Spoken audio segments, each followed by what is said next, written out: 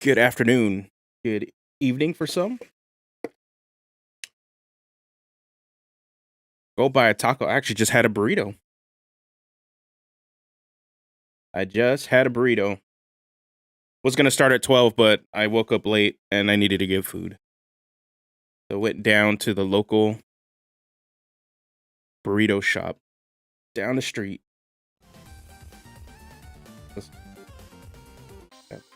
Jammies. Okay. All right. So I haven't got to work on this too much since the last time on the stream. But here's where we're at. Okay. Let's see. Pretty much like the last major change to the core kit was with Doodle. So we just changed it so now instead of, taking the whole die plus your total lucha level, it's cut in half. So last time we played with it felt a lot better this way. So you're just not straight out blanking an entire attack. That you have some level of resistance.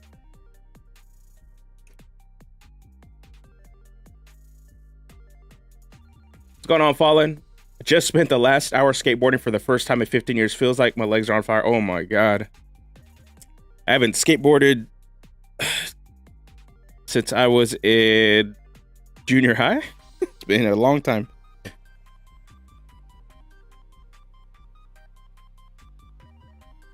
Arby's Diablo Dare spicy chicken sandwich.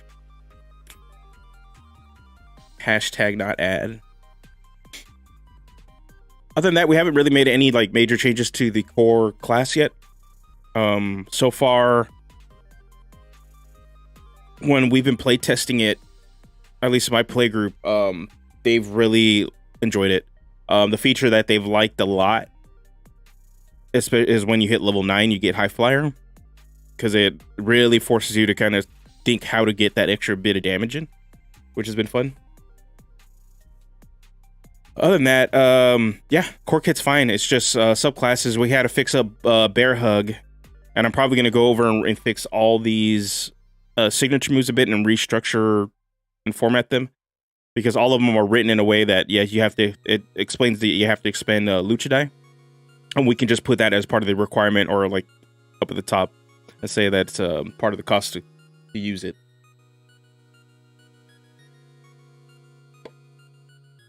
Oh man, I cannot handle spicy food. A little bit of spice, not too bad. Like my fiance, on the other hand, could just eat peppers like it's nothing. So yeah, Bear Hug, my buddy, when we were playing, he picked it up, but I poorly wrote it. Right now we have a working written version of it. Pull this up. But it definitely needs to be cleaned up a bit. And I believe that's okay. Calm down, Grammarly. But I believe, what's it called? Dragon King over at Indestructible Boys Discord helped me out. So I'm just gonna copy paste, and this is kind of the way he rewrote it. I'm pretty sure it did. Yeah, pronely. And not pronely. The heck. Hey Josh, right, green or red salsa? It depends, actually. It depends on what kind of taste you want. I've had tacos with green if they needed a little bit more like that. It's not tomato, it's like more of a herbally, I guess, taste to it. It's like the closest thing I can say to it.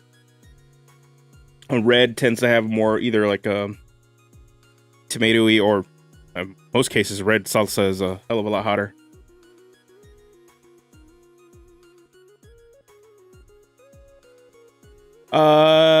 Aaron Smith, thinking about giving this a run in my next campaign. Does a copious prone mechanics drive a DM nuts? No, because you're not. I think the one thing is it'll probably piss off a DM if they're only running encounters where it's like they have one big bad guy. And that's it. Because then obviously, if if you can manage to pull off proning them, your team's gonna just pile onto them. In most situations, I'm assuming there's multiple enemies. As a luchador, you're targeting one. If you could ever only have one for the rest of your life, red or green? Red. Red salsa. Because most red salsas tend to go well with everything. Green, not all the time.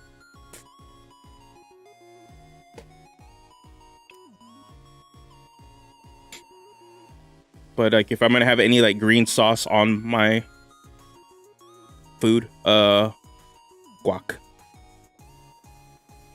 But yeah, Aaron, pretty much the luchador in our testing hasn't been abusive because a lot of the stuff that makes that forces prone, there's only been a couple, and I still have to rewrite some of these signature moves. They require saves, and sometimes the person you're targeting is normally the biggest guy in the room, and they tend to be strong against those kind of saves. Also, if there's multiple enemies, the luchador's weakness is not being able to handle multiple creatures. They're really good at just targeting one and bullying them and either keeping them out of the fight, away from everybody else, or taking them out quickly and slowly moving on to the next person. And that's on purpose.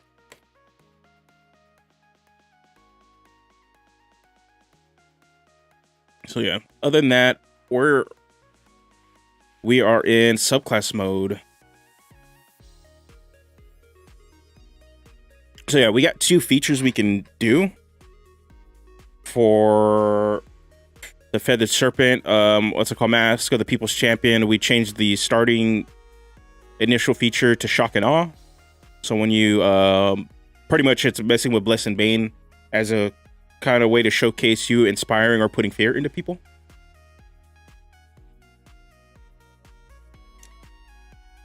And that too. Yeah. Taryn brings up a good point. The problem with like Monk's Stunning Strike is like it just auto shuts down and doesn't allow any sort of interactive play with the creature. Luchador is specifically knocking people over, grappling them, and proning them to try to encourage teamwork play, but also allows the DM to actually interact and try to escape that kind of stuff too.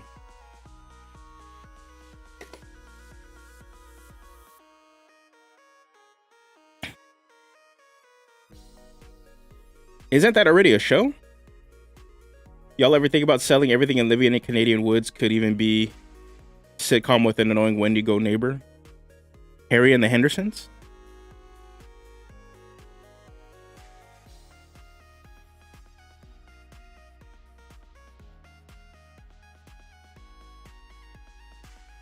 All right. So yeah, so that's what we did with Shock and Awe. Awe, you can give a D4 to another creature whenever you perform a signature move. Shock, you can give a D4 and have them subtract that total from that roll.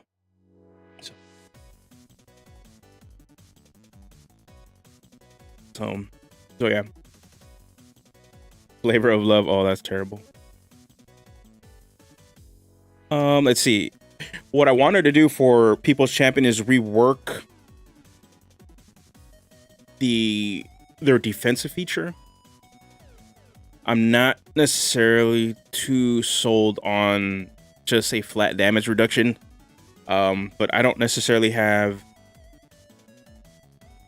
a sort of flavor I'm selling either.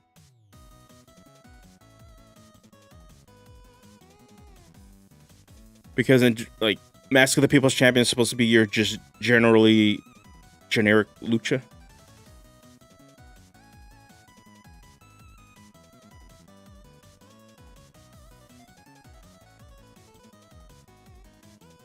So I'm thinking if we go with no sell,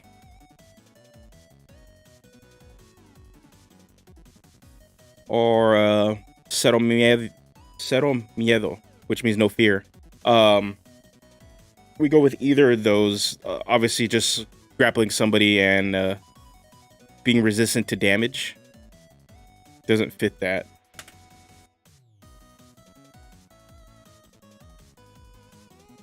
So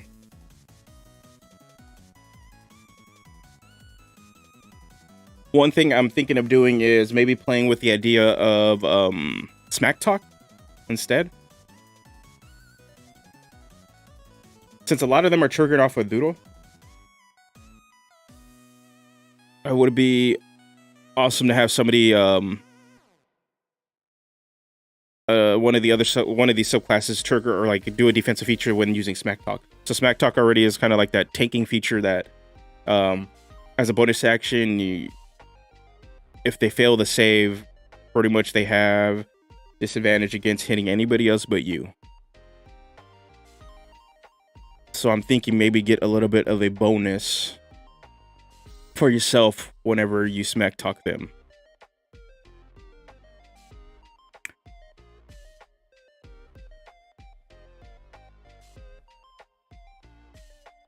Thanks, Eric. Thank you. We prefer vanilla over generic. One's a flavor, the other's lack of. That is true.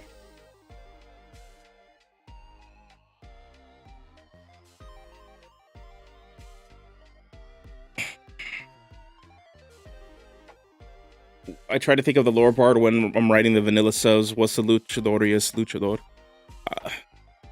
That's the thing. Like, I think the gold standard for luchador is El Santo. Him and Mil Máscaras. Those are the two probably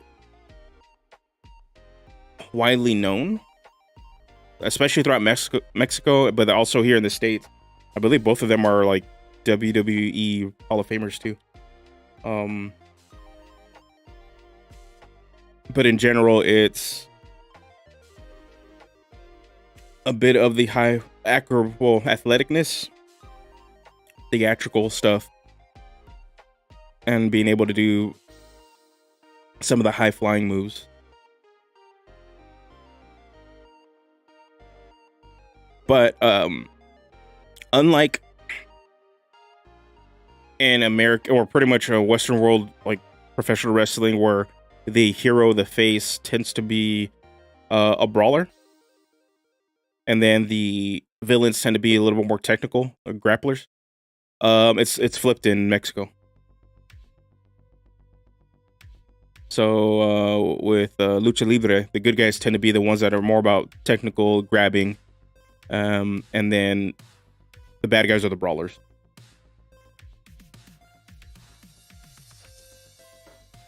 So that's why I had the idea of like, okay, well, you're grappling somebody, you have a little bit more defense.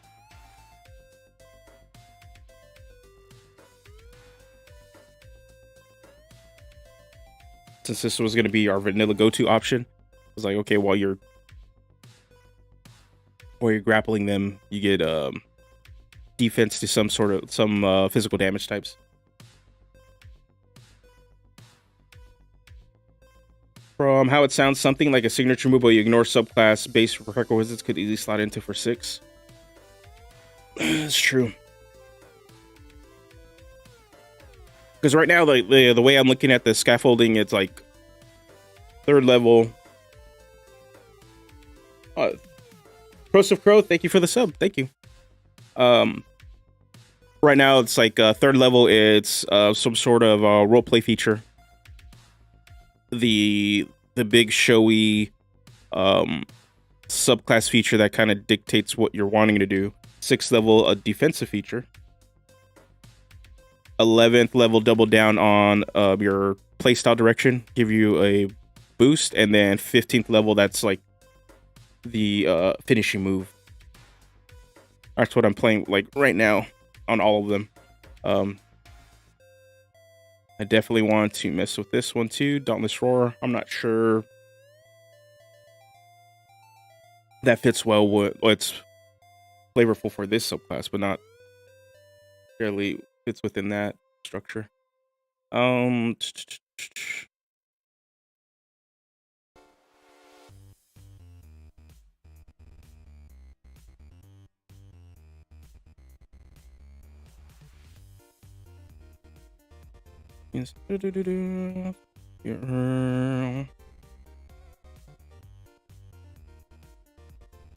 Showstopper. Okay, this helps you do this.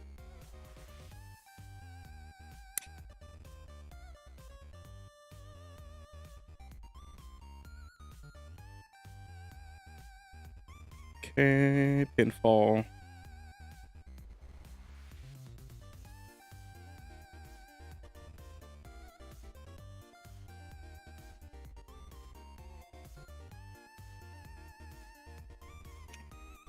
Third level, you gain proficiency with 2 skills of your choice from this class's skill list.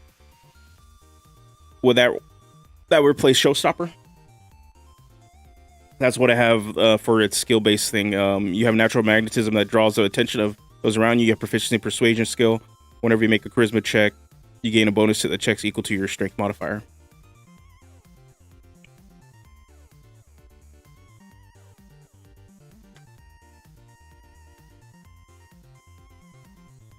Yeah, because originally I was thinking of like, okay, make People's Champion the grappler, but now I'm like kind of backing off on that because eventually I want to do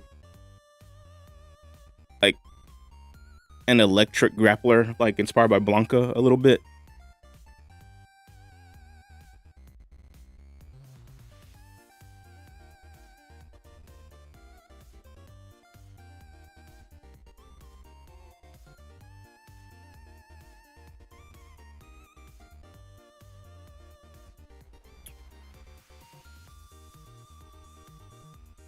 Mm.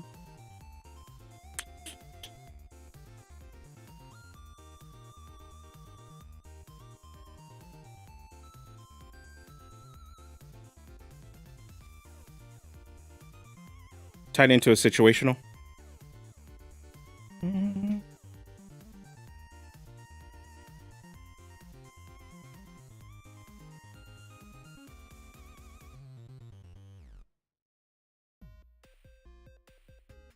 Mm.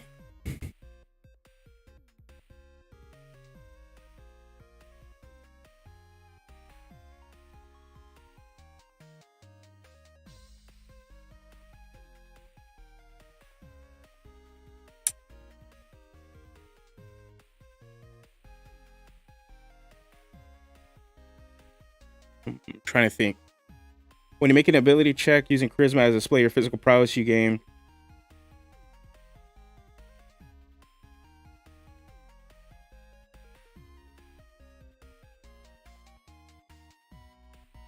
Actually, I like that better because this can also apply to performance and also intimidation, depending on somebody actually wants to play this.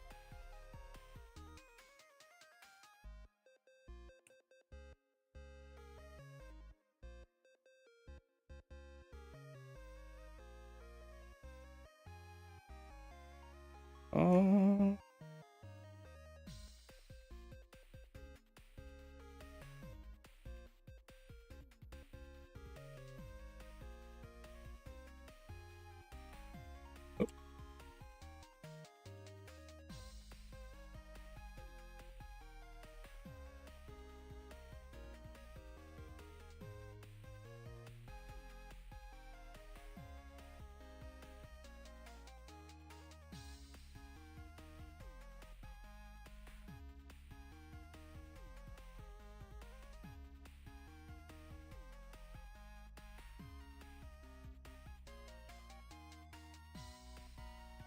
that is true. And there's like no adding strength whenever you're haggling a merchant unless you start flexing on him. That's true. Actually, funny, that kind of reminds me, it's going back to like how my buddies were building their luchadores for the testing. I was very surprised because naturally I would have thought they'd take skilled and then get expertise in, or skill expert get expertise in athletics.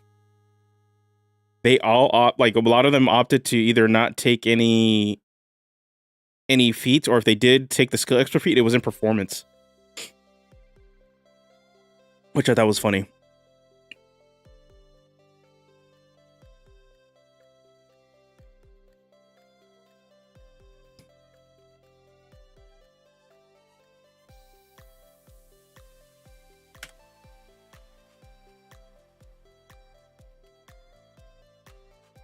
All right, showstopper.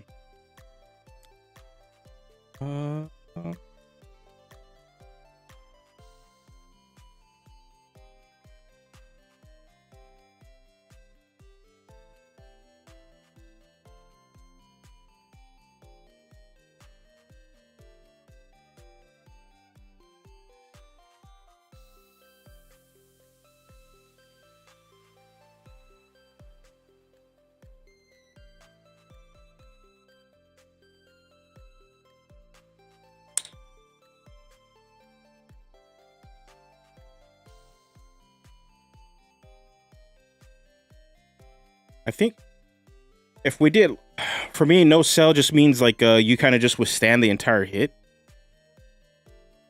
So hold on, I think I got.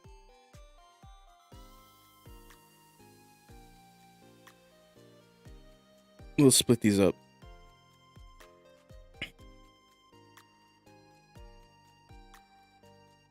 When I think of no sell, the general idea, I'm gonna just put these down.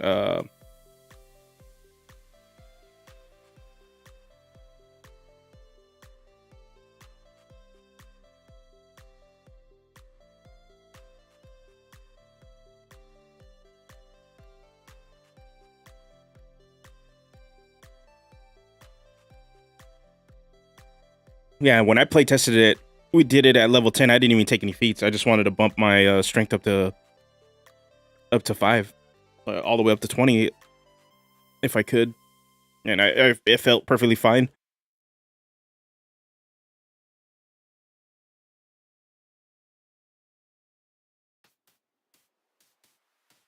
Especially just with advantage, because I was looking for, at that point, I was able to grapple giant creatures, so like anything that was large and smaller was like, well, I had advantage on it, which was fun. I think we wrestled a flesh golem. No, not a flesh golem, a zombie. Yeah, a zombie golem.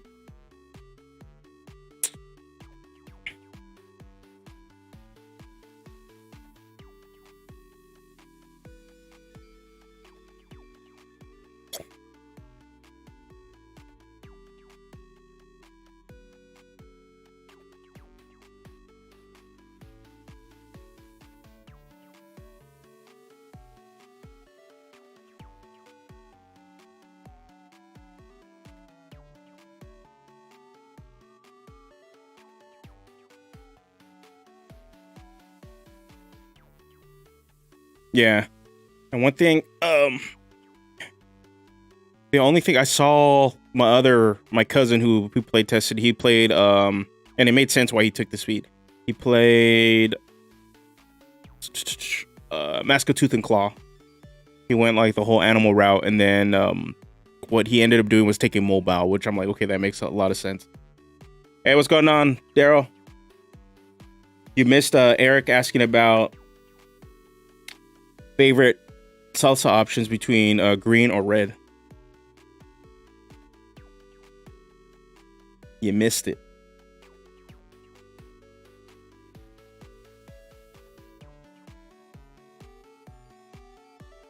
No sell or cero miedo. Cero miedo. That just means no fear.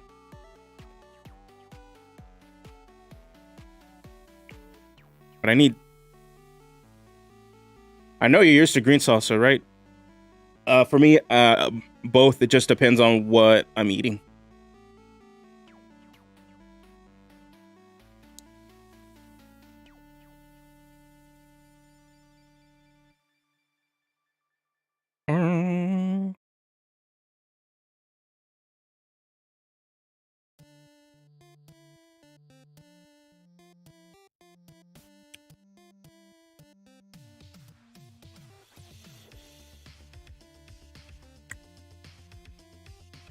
I should have wrote this down. I did have a different feature for Tooth and Claw at 11th level, and now I just forgot it.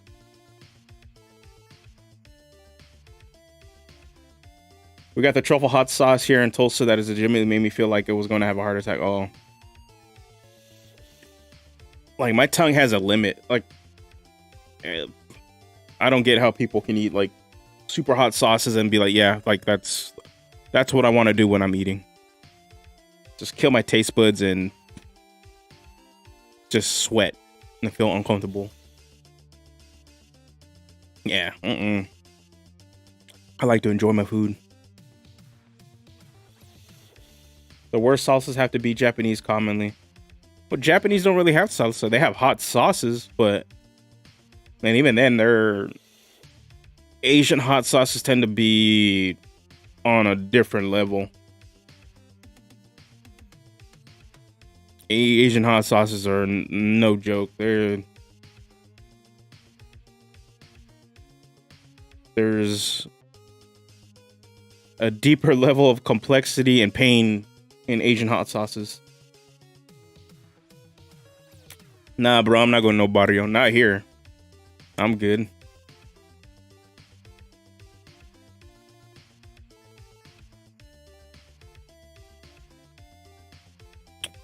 Okay, so what am I trying to do here with this guy? So after the initial 4, I already have like 3 other subclasses I have in the back or I've written down.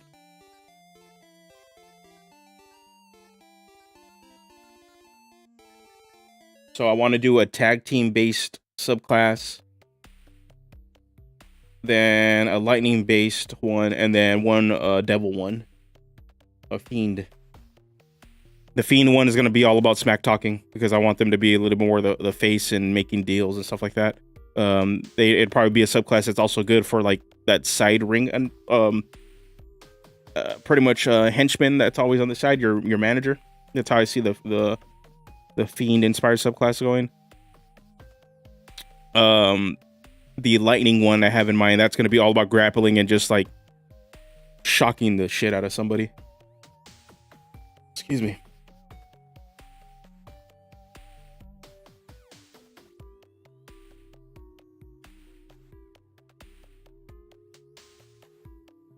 Oh man, Alton Brown, something else. He had one of my favorite shows on Food Network before they went all whatever they're doing now. It was a Good Eats. Got to learn food science.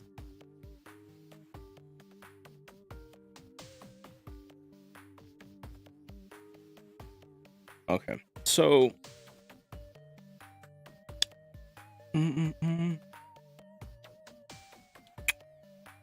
let's see. Okay, cool. We got Skydive, Wind Serpent, Wind Stride. This all bumped up to 3rd level. And I agree with it.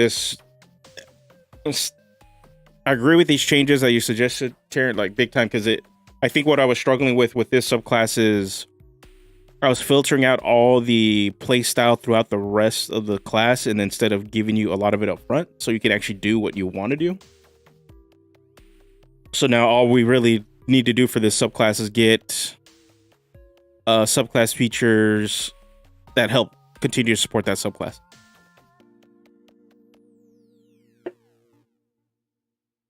Yeah, most of Gordon Ramsay stuff, unless he's working with kids, I don't care. Like, I don't care what he's doing.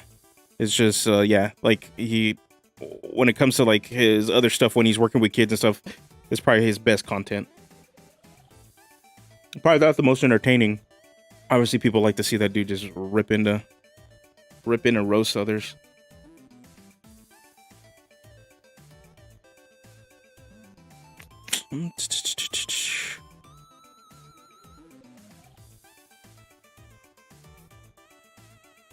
All right.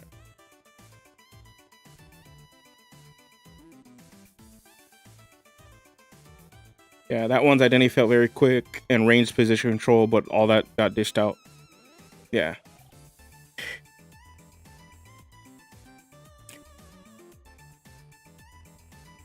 Yep. So now with this one, I don't know where I can fit Whirlwind Coil, or like, or should I put it at? But I like the idea of making it like a knockdown. But in general, what I wanted this one to do is be like, yeah, this is the one that really enforces you, encourages you to go find stuff to jump off of and hit. And if you can't, well, you have an ability that at least get you a little bit extra.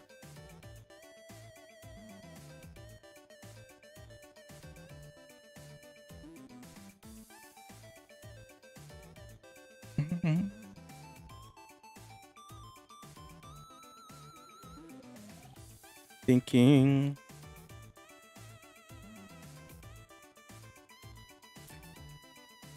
One of the ideas I had for this, because before I settled on Windstride, was pretty much create this vortex that's this pretty much a wind ring, and that you were able to jump off of.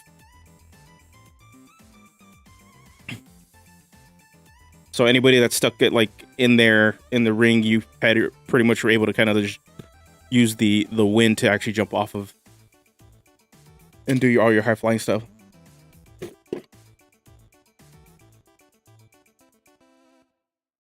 Didn't Storm Herald or Storm Sorcerer do the wind movement thing? Actually, they did. Let me pull it up.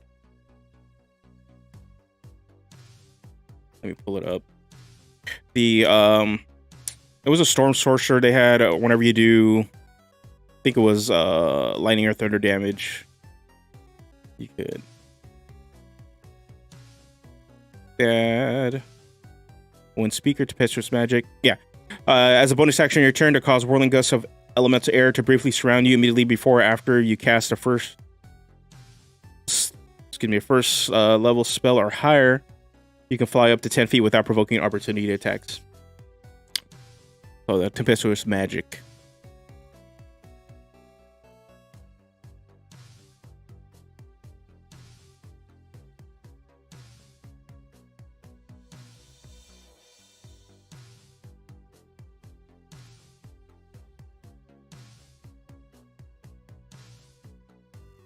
And they got that at first level. I want to see what Storm Herald did. Where are you at, Barbarian? Tie that to signature moves. Boom.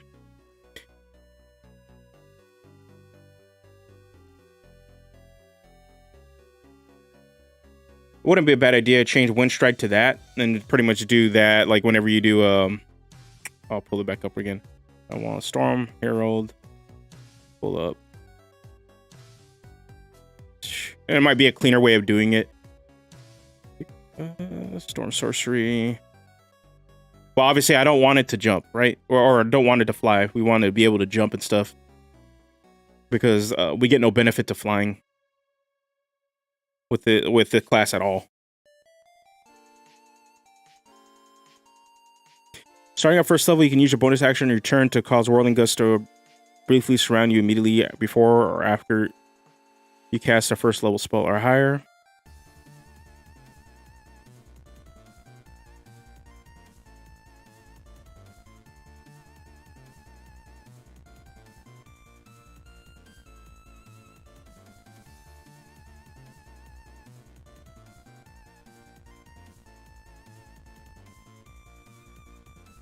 Okay. All right. They're getting a unique movement speed boost that only kicks on tied to the resource. That is true. Ooh, that would be good at 6, but what about Windstride? Because that pretty much is what Windstride wanted to do.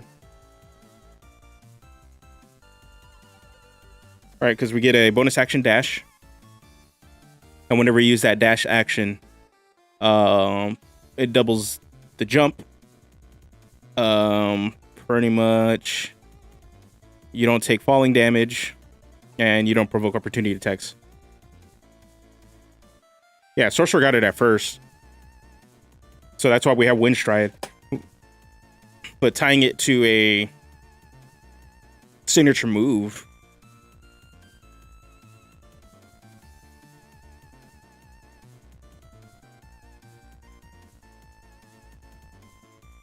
Let's go. Do this. New Wind Stride.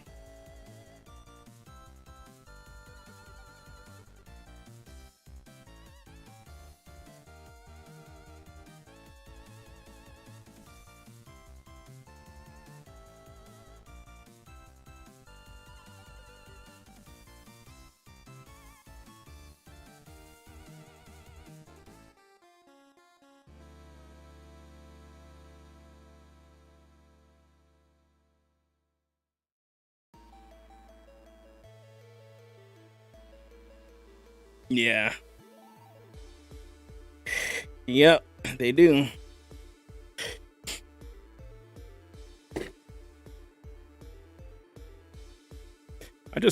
Just implement the jump action already. Just give it to us.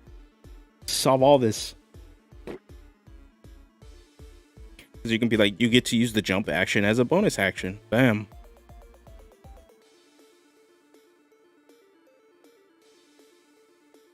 All right. So Winch tried B. Winch tried B. Still some things we need to change because obviously we don't want to fly. We want to jump. So we can actually trigger abilities.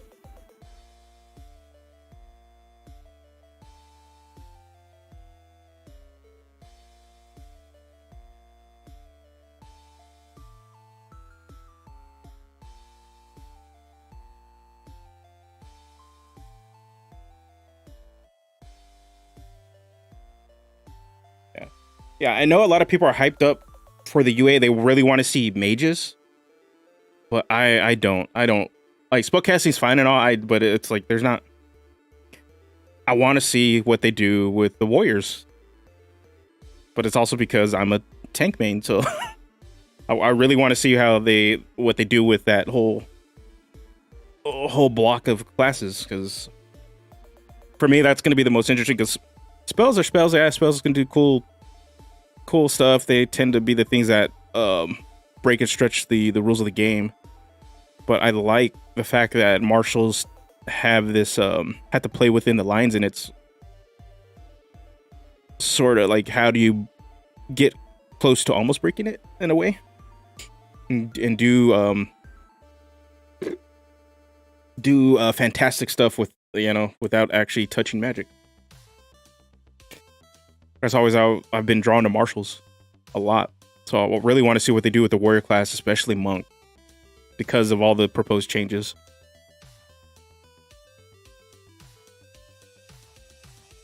That and fighter. I think those two are the ones that are get probably looked at and tuned a lot.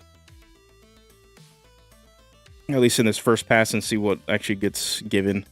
Barbarian, I don't really see too much happening unless it's late game, because a lot of folks have just said that it falls off at the end, late game.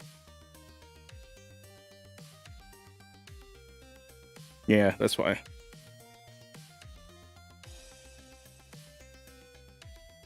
I know there's concerns for sorcerer, but I'm not entirely sure they're really going to change mages, like change them too much, depending on how they do the leveling, the scaffolding for the leveling, how all that loadout goes out.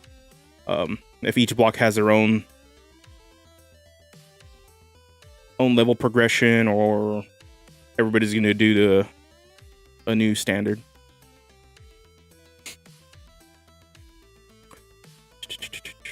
Can you take the bonus you can cause it?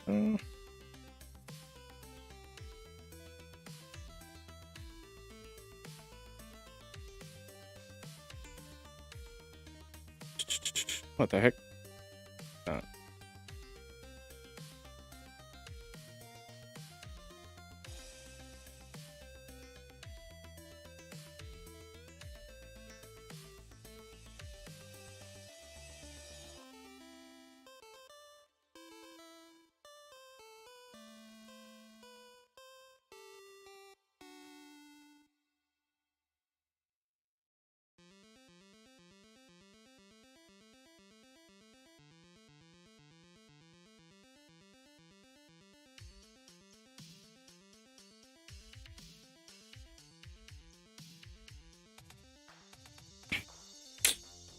Doing so doubles your jump distance, and you do not provoke opportunity attacks.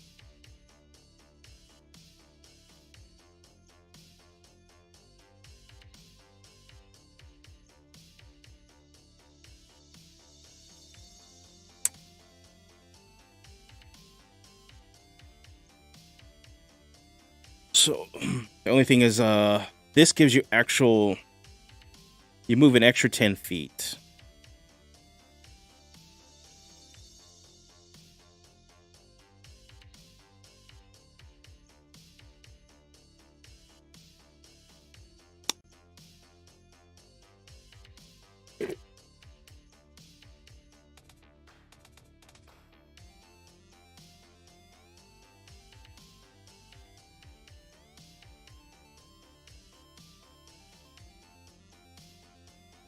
I'm actually still liking that a lot more than Windstride 1. That's pretty much a lot what we want. We want to be able to double the jump distance and not provoke opportunity attacks. You kind of got this very evasive thing.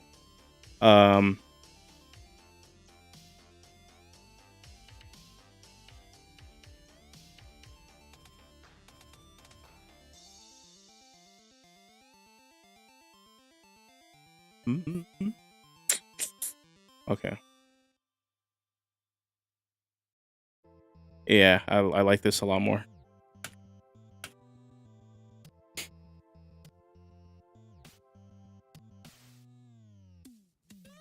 Windstride, here we go. Yeah, that feels so much better and easier. Cleaner. So much cleaner. Alright. What I want to see in the Barbarian class, like Storm Herald, is they get this aura.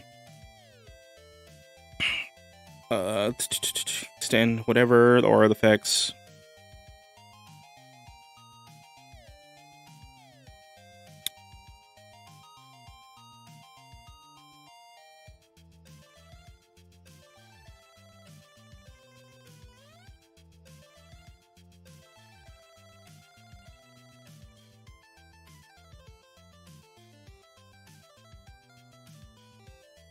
Let's see, game resistance, whatever. I'm wondering. I'm really thinking about this knock-up idea. I don't know where it'd fit though, but what action your hero? Creature missile.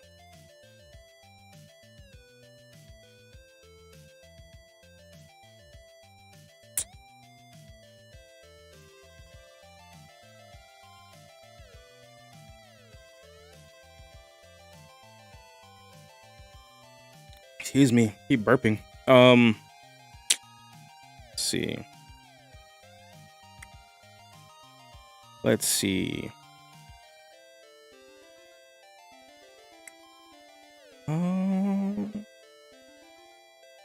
Man.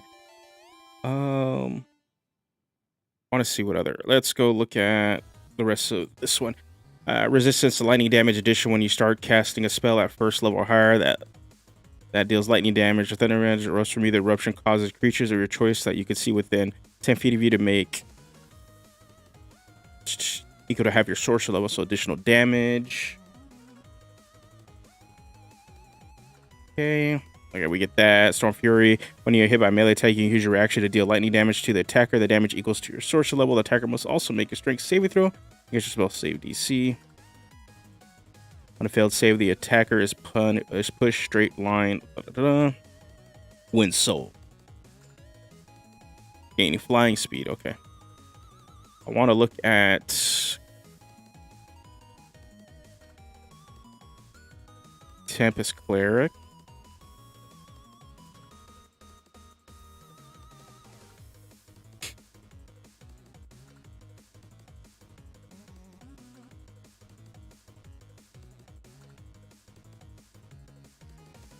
Also, at first level, you can thunderously rebuke attackers when a creature within 5 feet of you that you can see hits you with an attack. You can use your reaction to cause the creature to make a dexterity saving throw. The creature takes 2d8.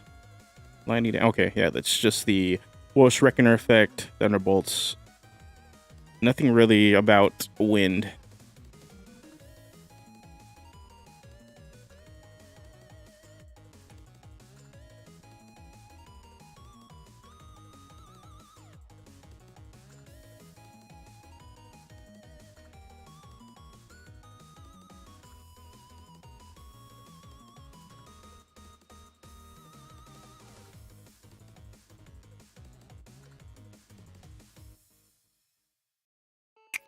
Hold on. What I want to look at.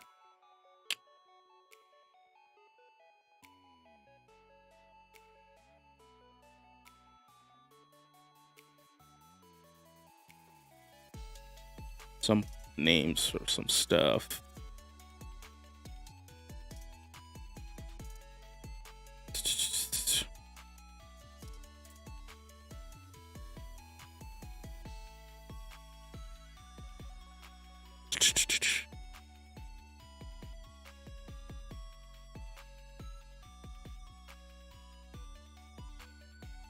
Visible air, wind wave, whirlwind, air bomb. Looking at names for Pokemon moves. See if something in here sparks something.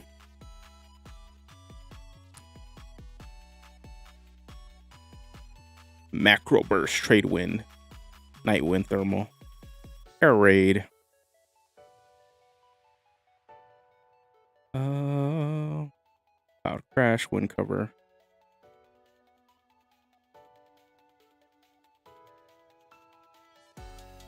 I thought about that, negative ninja. I thought about that. I was kind of trying to explain it a little earlier.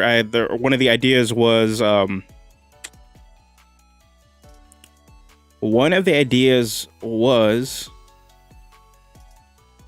to create like a wrestling ring made of wind that would sit in an area that you would summon, and then you would be able to pretty much do stuff like that, like be able to kind of like jump off at different points.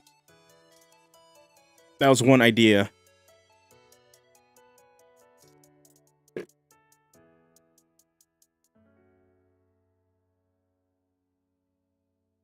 The wind server platform made of wind that could jump off of.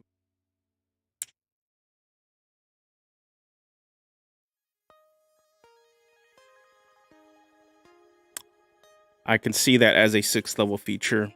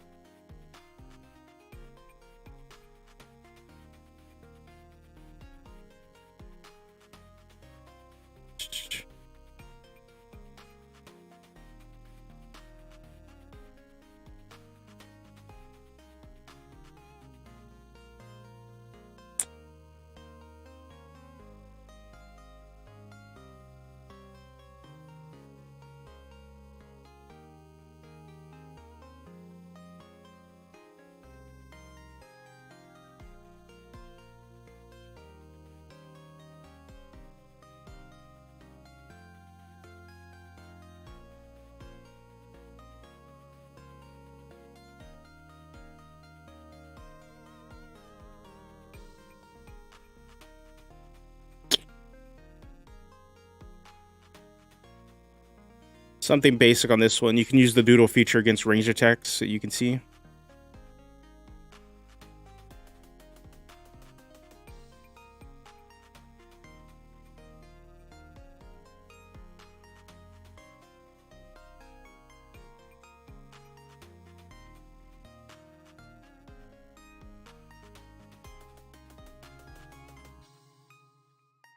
I just need to look at the wording for doodle.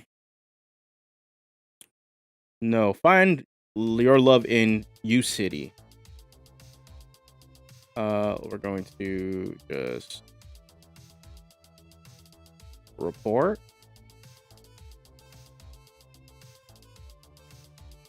And yeet. There we go. Doodle. When I attack you see hit you with a melee attack.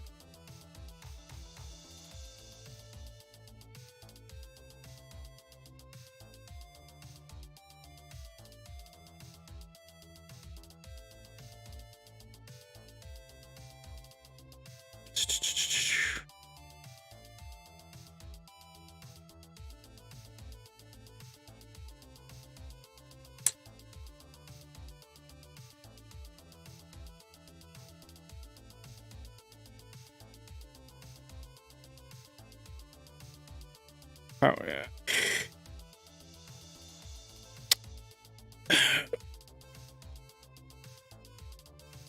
Wind. Oh, I need to stop using wind. We got to use some different words. This is just one idea. It's super basic, but You can use the duo feature against range attacks that you could see. That kind of gives that wind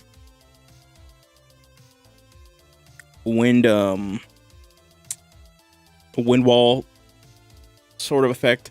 I don't really care for it. So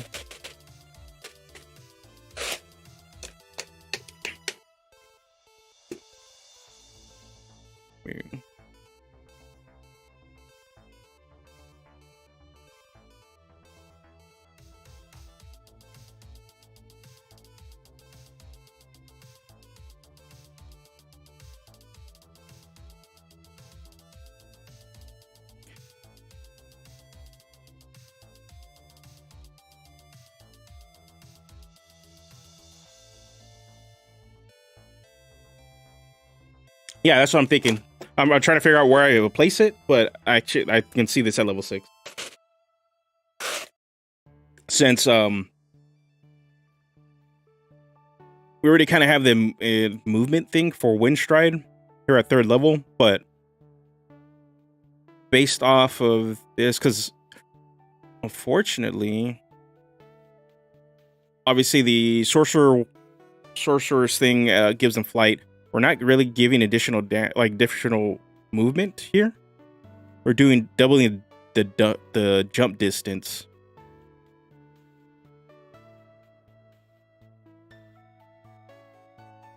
We got a lot at 3rd.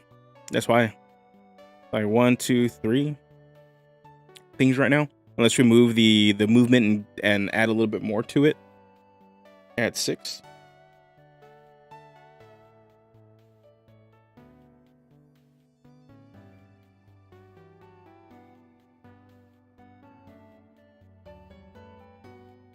So let's see.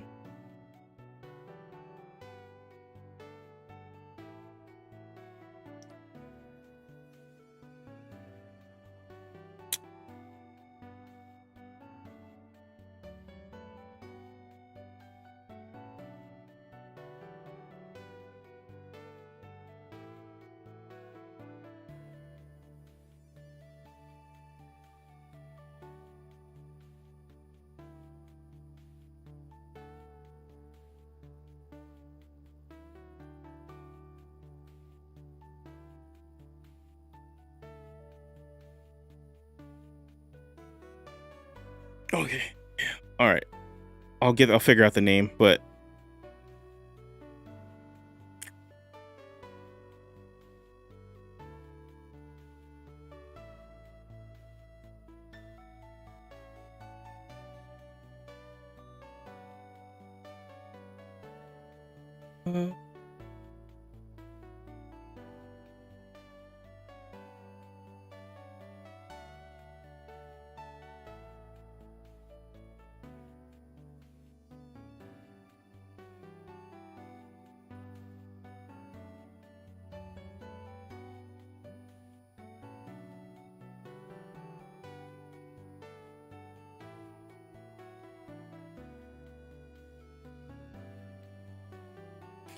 what's going on? Welcome back, sir.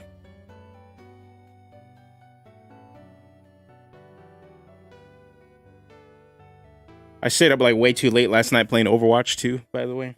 Like, I've been getting into the comp.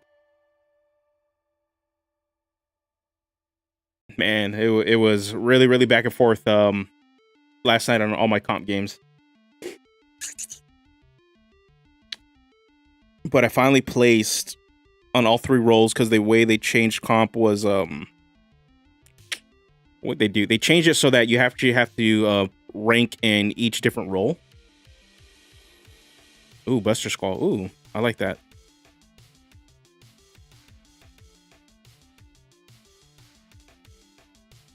As an action, target creatures make a dexterity saving throw against your signature move DC.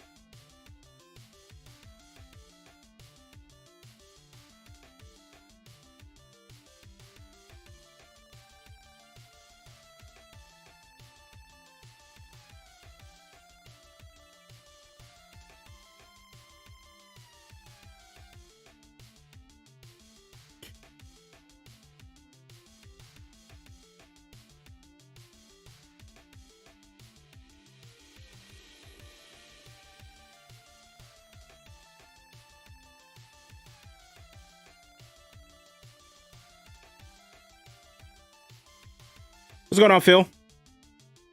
Oh, actually, yeah, updraft is probably better. Buster Squall sounds like a Final Fantasy character. Sounds like a Final Fantasy move. But updraft, it's exactly what kind of like tells you what it wants to do. You're lifting somebody up so they can eat shit.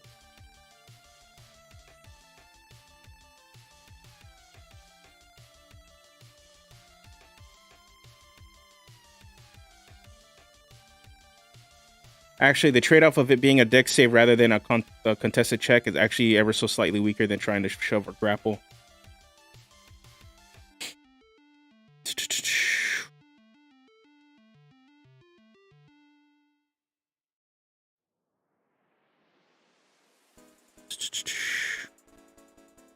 Trying to think.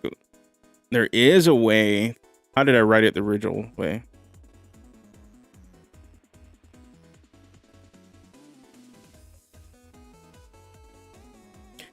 Okay, so we can either do it a dex check, because there's two ways that I'm thinking about it. If it's a dexterity check, they're trying to dodge it. If it's a strength check, they're trying to withstand it.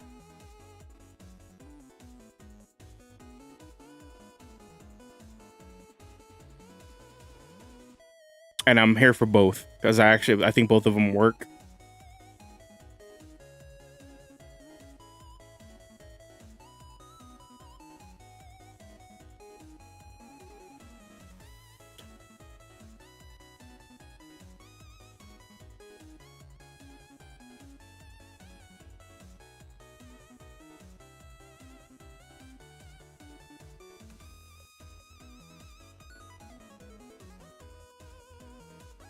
Excuse me.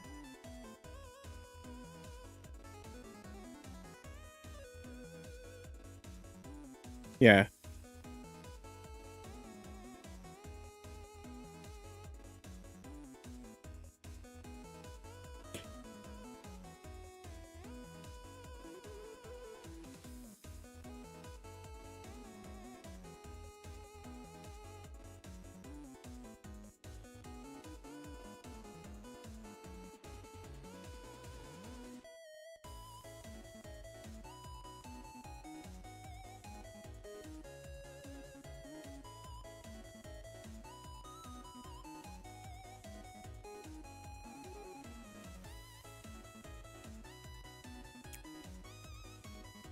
I didn't do that always.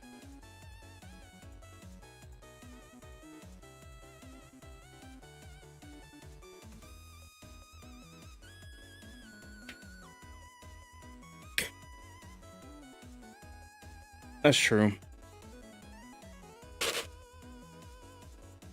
That is true. Dexterity or strength are like, they're both really good in this situation because quicker targets, they'll be able to kind of like dodge the attack.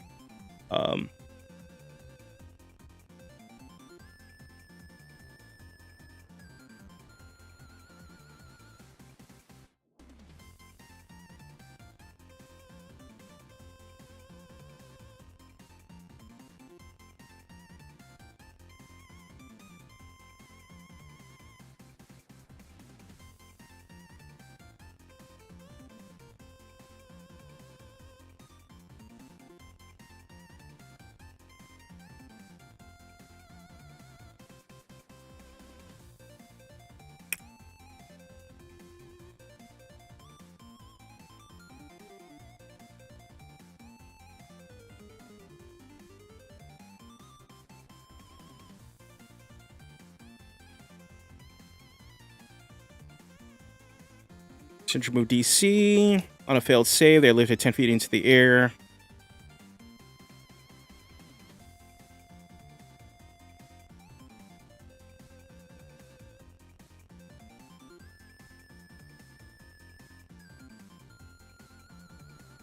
I want to be Bray Wyatt and be crazy.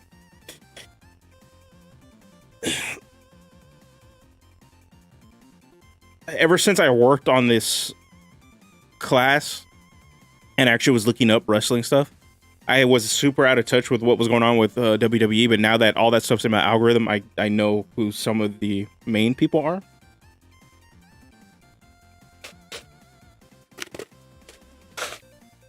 And I saw that Bray Wyatt recently had a just return to WWE. And he kind of reminded me of a lot of Mick Foley with a lot of his kind of gimmicks he had. He had like a lot of different gimmicks. As an action, a creature that you can see within 30 feet of you must make a strength saving throw against your signature move DC. On a failed save, they are lifted 10 feet into the air.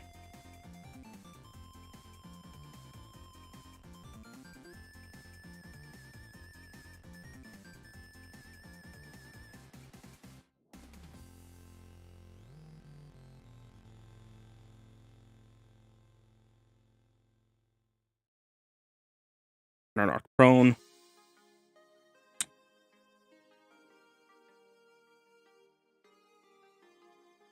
Reason I'm having struggle writing this, because I want to make it clear on this last bit.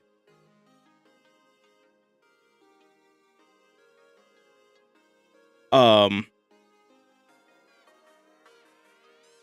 the intention is clear that they're knocked up 10 feet and then are brought back down. That they're getting knocked up 10 feet into the air and then they're coming down and eating shit. I'm not sure it's written that way, that conveys that. I wanted, for people reading that, I want it to be really clear. Let me see how I have it in Tormenta.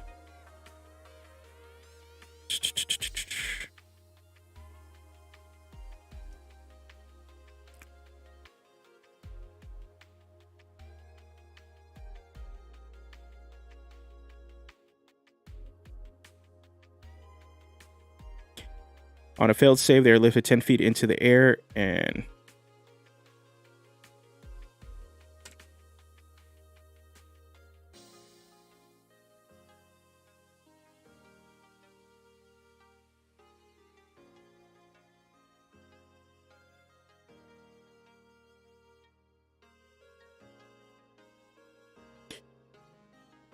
on a failed save, they are lifted 10 feet to the air and come crashing down, being knocked prone.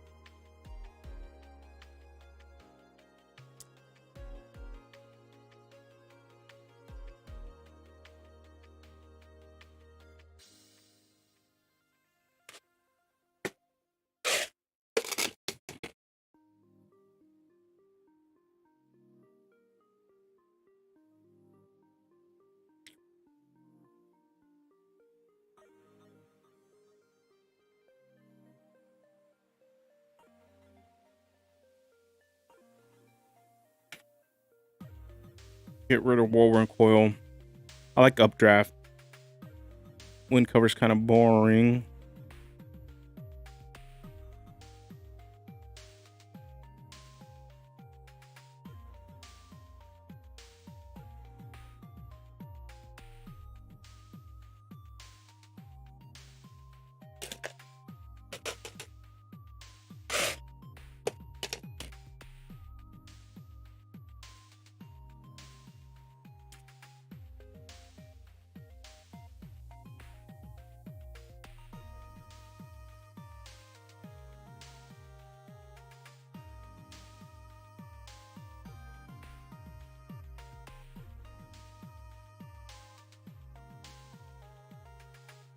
I'm trying to look at how the interaction works with this, with Updraft, because I want the action economy to be not gummed up. Because Windstride is already going to use your bonus action. Updraft will use your action, meaning you're giving up something. You're going to be giving up being able to lucha. It gives you another option.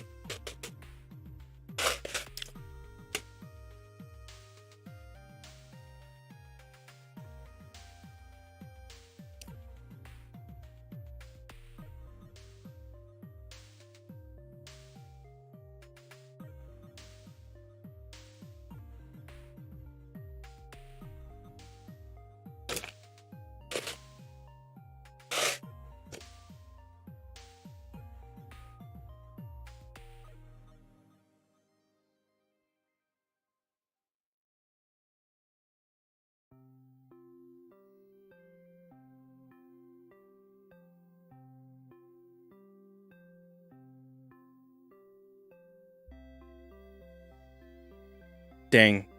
Part of it. Okay. I had an idea right now. Hit me. Being able to use updraft on yourself and make it a little bit more utility based. Yeah, you can use it to knock somebody prone. Or somehow use it to lift yourself up into the air.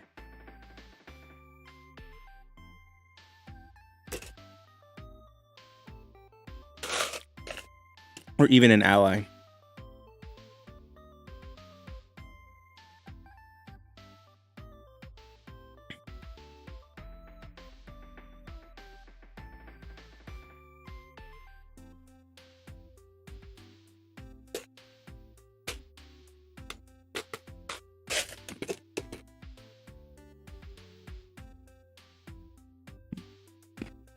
Excuse me.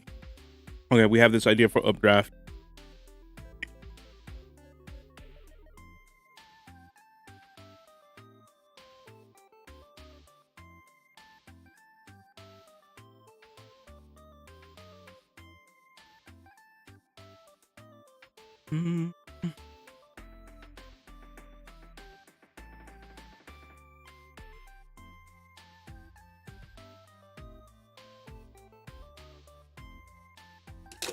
That's what I'm thinking.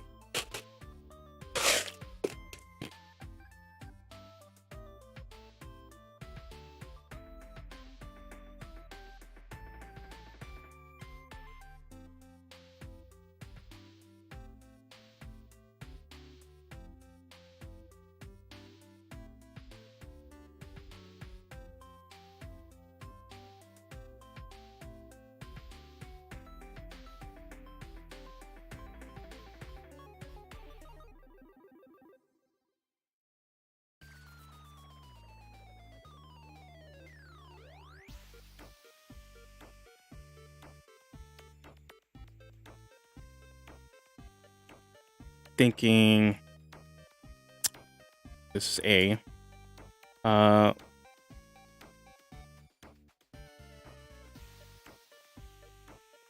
on, let's do okay, here's another idea. Hold on, I need to look up what is the spell? It's from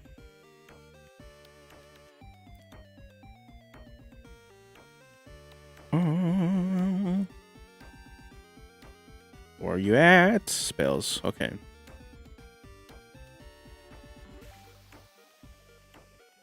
Vortex warp.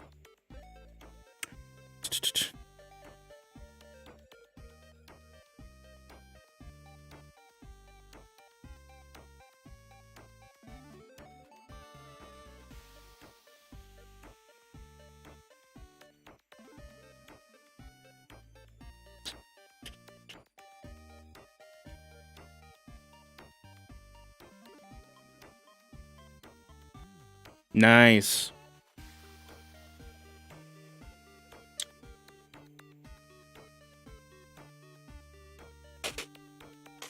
What's the intended playstyle for that one? Because I want to play the Ardent since you said it's Winston, and I'm probably gonna do that in a one shot. But it's probably gonna be, since there's no gorilla race, I'm probably gonna be a what's it called? The other big boy, a GIF. Big old GIF jumping in, dropping shields down.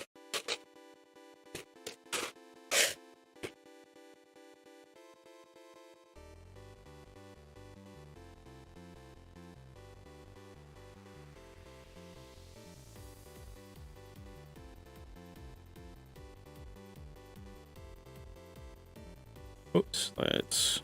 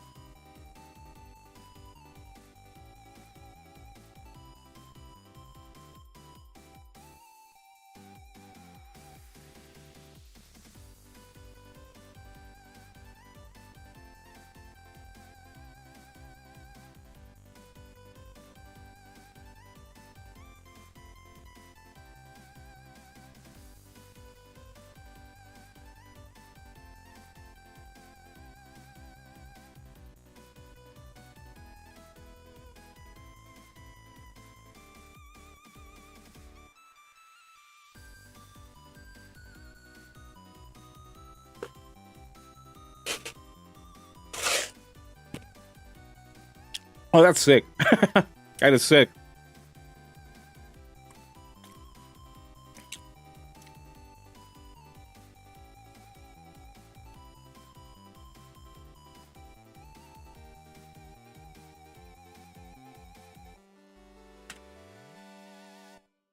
Updraft B, I think, is a general idea that mixes kind of a bit of both, where you have more of a utility feature that you can push somebody 10 feet away, and they can choose to fail, so you can get an ally and you push them away. Or you want to be a jerk and pretty much propel up an enemy.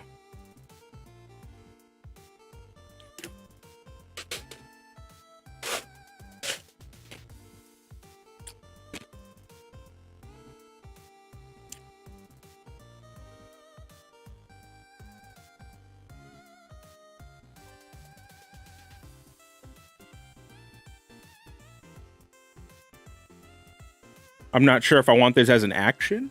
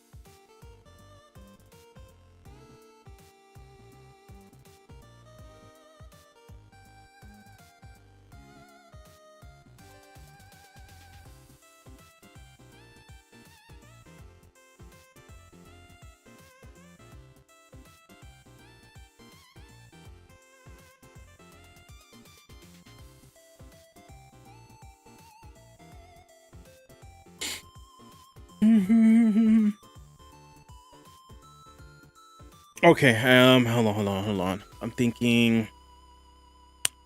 Here's what I'm thinking. Move updraft to 3rd. Move skydive back up to 11th.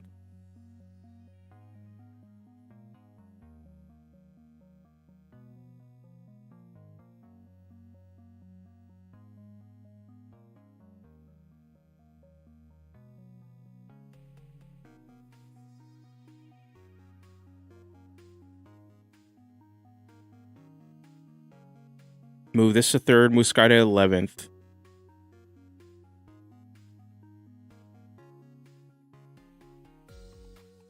All right.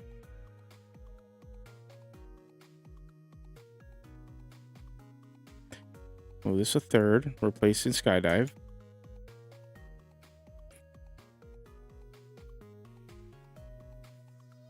Bonus action.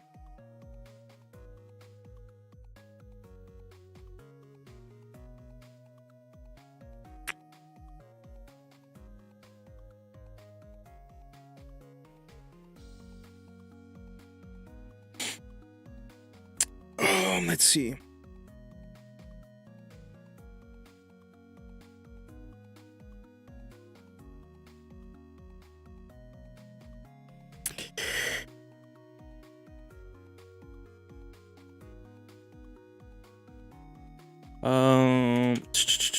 This is a bonus action as a more of a setup move.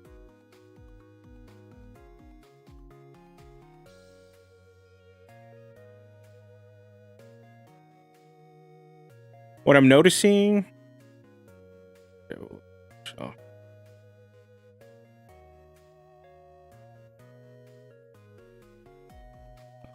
No. Dismiss.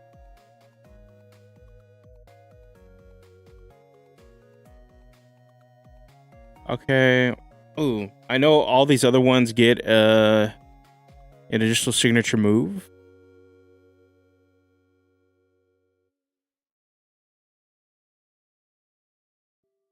This one does not.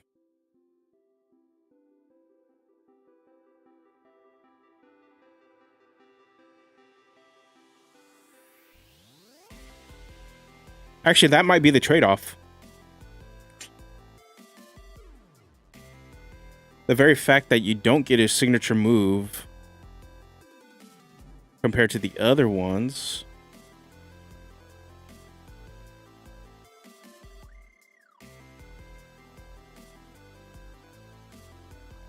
All right.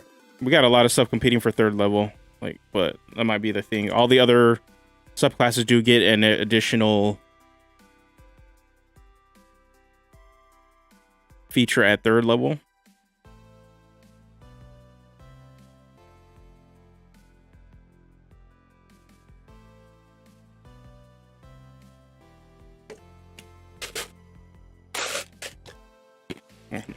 What I might do, as I think on some stuff,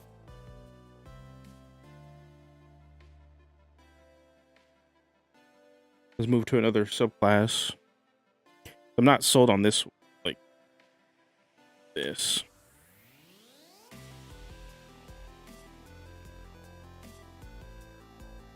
A draft count over here.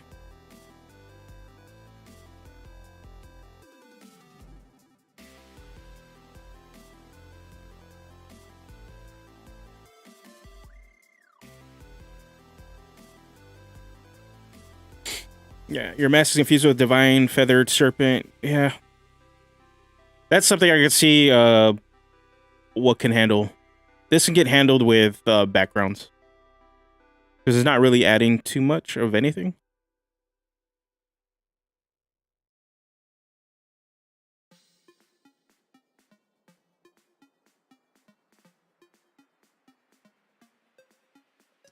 It's just the action economy here is what I'm trying to figure out.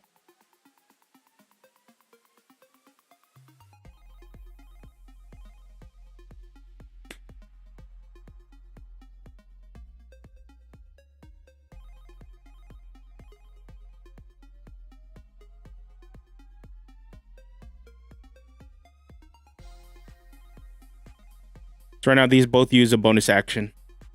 So I'm trying to feel what kind of loop I can create with it.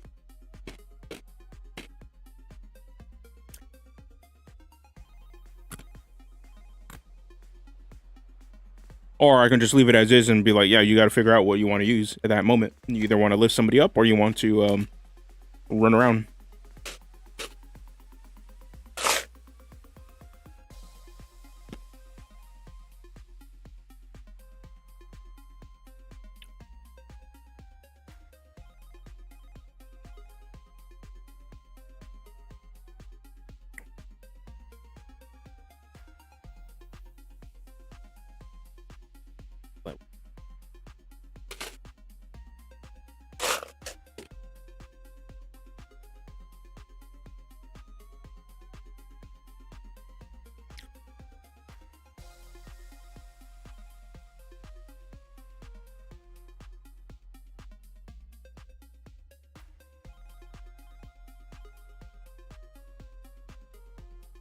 Inferno win. All right.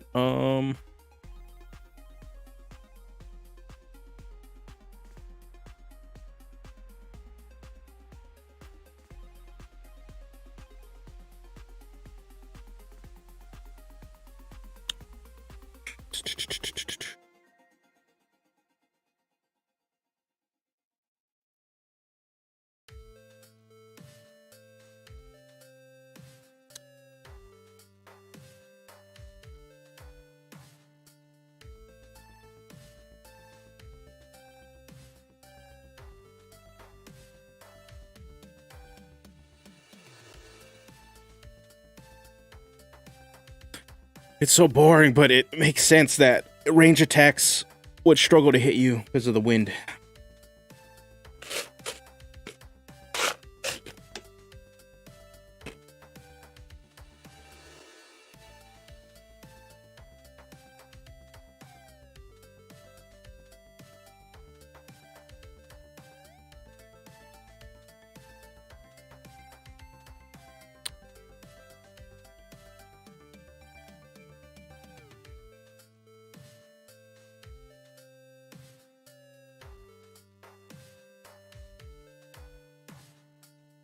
You can use a Duro feature against range attacks that you can see.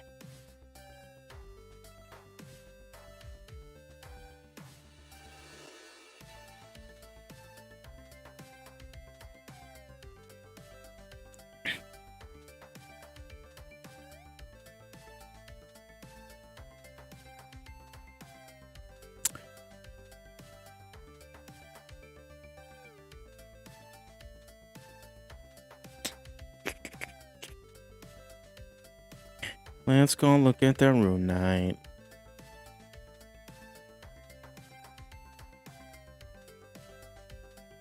This stupid feature, Rune Shield. Da-da-da-da.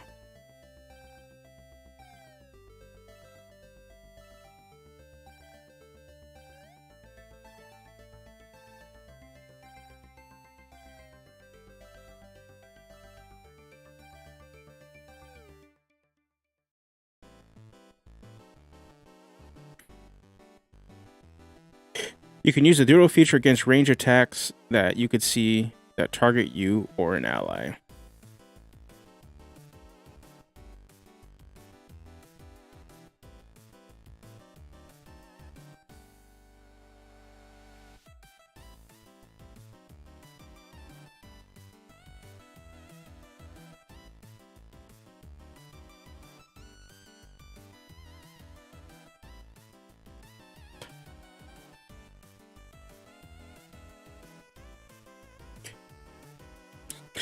When another creature you can see within.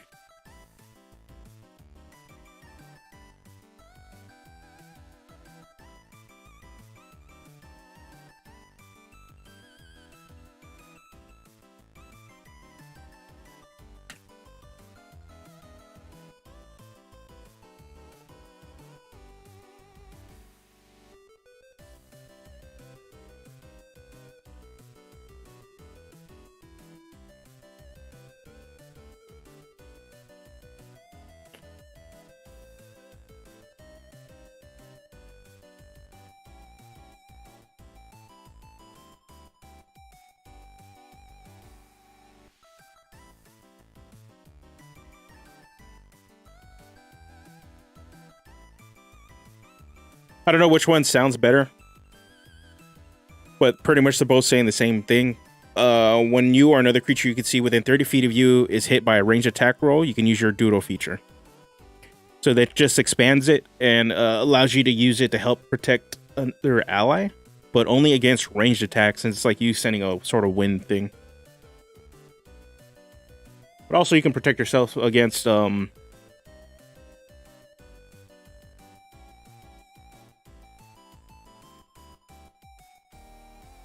range attacks.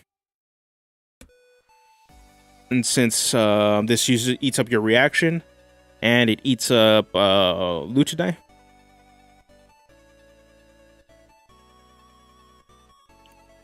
you're eating up 2 of your resources.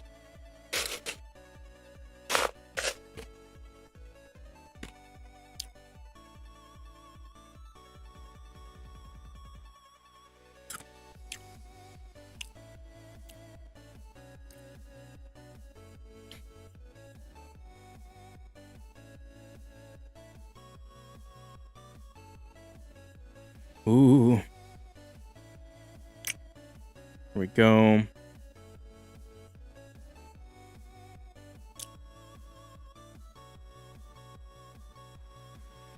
Zephyr Shield. I'm thinking this for the 6th level feature.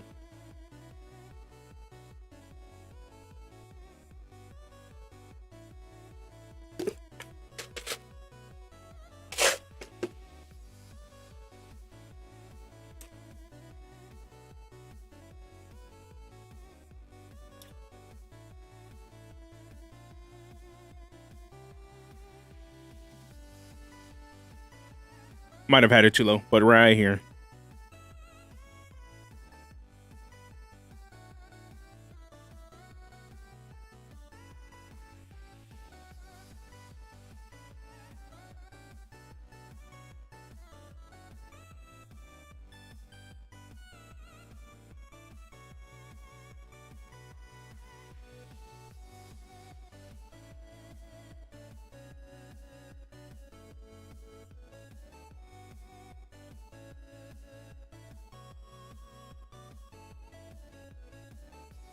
Bunch of emails coming out. The heck.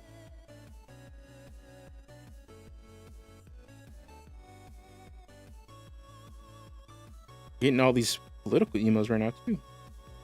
You guys are in college, or actually midterms are Tuesdays, so get your ass out and vote. That's all I can say.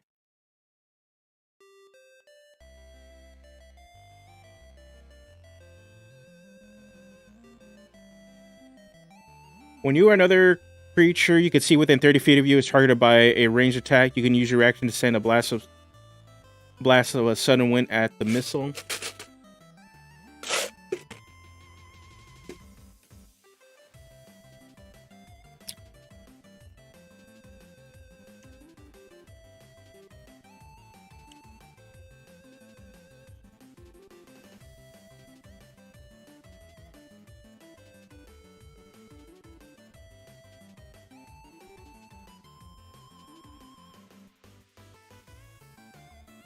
Oh, you can do that.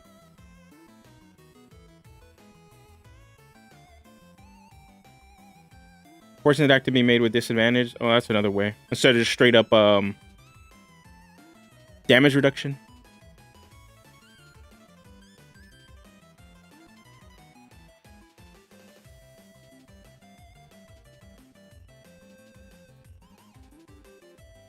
Oh. Missile.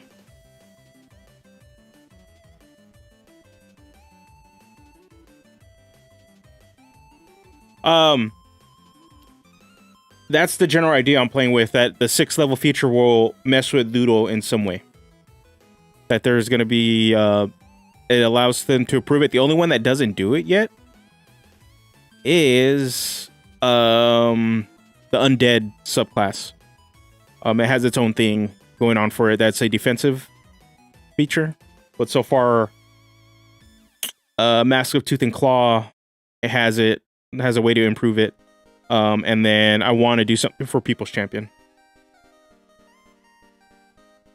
Oh yeah, yeah, pretty much yeah. All it would do is expand Doodle.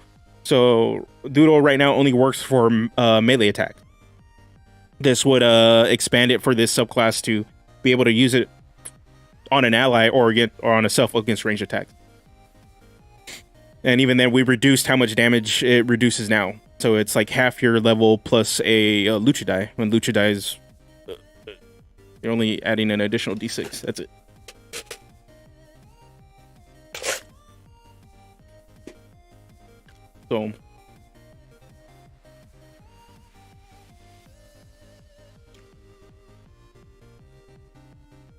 So at higher levels, you can reduce 10, maximum of 16 damage. We just found out just reducing by your total Luchador level was a little much. At least in our playtest, we're just blanking out whole attacks.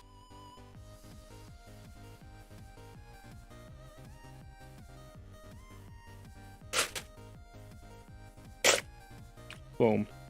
Half damage in a Lucha die, we're good. Or half your level.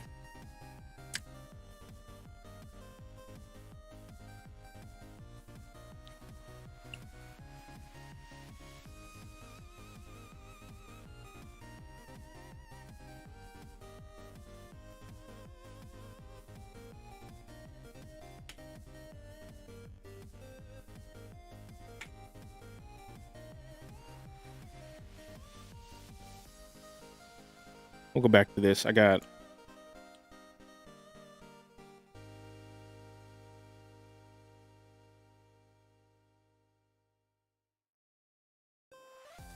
we're reducing it by level. Oh, Yeah. Yeah, I went reduced it by half of the total level. Just I went a little more conservative after playtesting.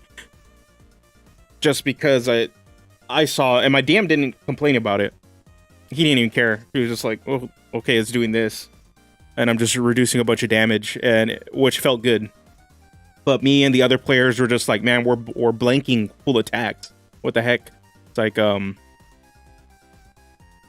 we're just blanking full attacks, and while we're using resources to do it, it just felt like, oh man, we probably shouldn't blank a whole attack. At least take some damage. So we play tested again with half the level, and it felt about right. Like it felt good. But I could see the argument for the Vanguard, on the other hand, like just blinking it by level, like your Vanguard level. And it's the fantasy fits more with that. It's like, yeah, you're just this tanky armored beast. You're like, damage doesn't matter.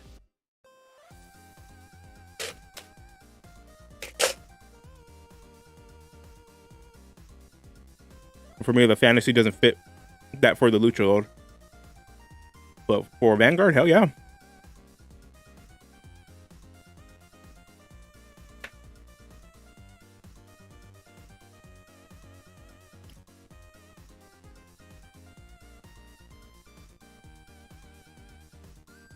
Okay.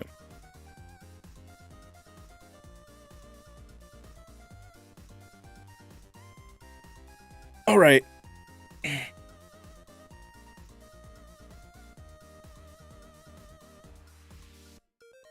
If it feels like you're getting away with something, you are, yeah. Yeah, and the thing is too, like, my buddies are super casual when they play. They're not as invested, and yeah, they watch the channel, and they watch a lot of the conversations and stuff that are on here, and they've been starting to like get into other creators. But they're still super casual and don't really optimize or anything. But once they tell me, oh yeah, this feels too much, because they don't really multi-class. They don't. Some of them don't even run feats. One of my buddy for the longest time didn't even run feats. He didn't even know you can play with feats when you started playing with us about a year, 2 years ago. And for him to tell me like, yeah, like we're just kind of blinking damage, or we're gaining too many resources, or or something feels off, the fantasy feels off. I was like, okay, like, the guys, they don't really care about the math of the game or any of that. No, so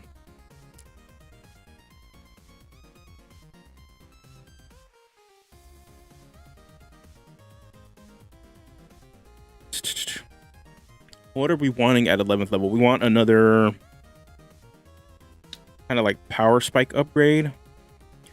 So for Feathered Serpent, we already get Skydive, which is going to lower the cost of for every 10 feet of our signature moves, which is good.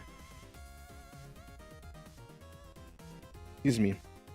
High Flyer is another one that is going to allow them to add more damage onto their attacks naturally because of this subclass. So let me scroll down. You guys getting cut off. So what are we wanting to do? We want to double down and as another reward for doing what you want to do.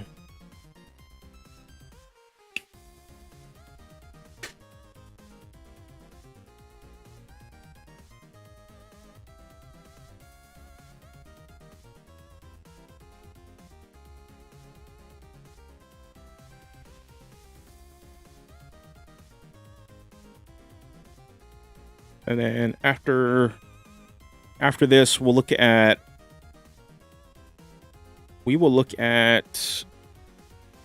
our Mask of the Grey Titan subclass and kind of see where we're at with this one, and do a flavor pass and make sure all the mechanics are a little bit tighter. Because this is the one my brother is like super wanting to play. He wants to be that Undertaker. And then if I can hook Relentless Dead back into Ludo in some fashion, I will do that.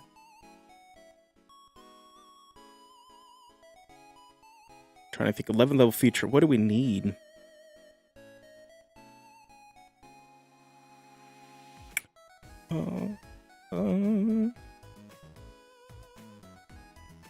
Yeah, dude. Freaking.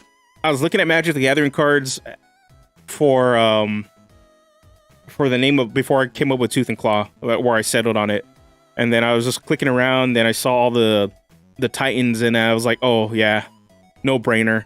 I want to be the Undertaker or the super like imposing undead giant. And then I saw Grave Titan, and I was like, yeah, there's no other way. This fits.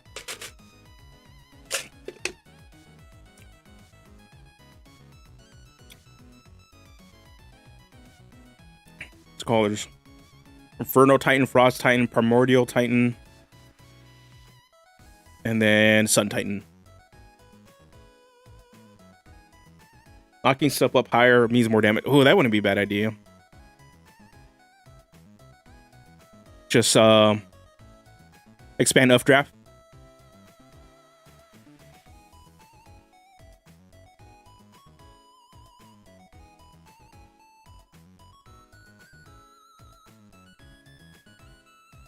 Just improve Updraft.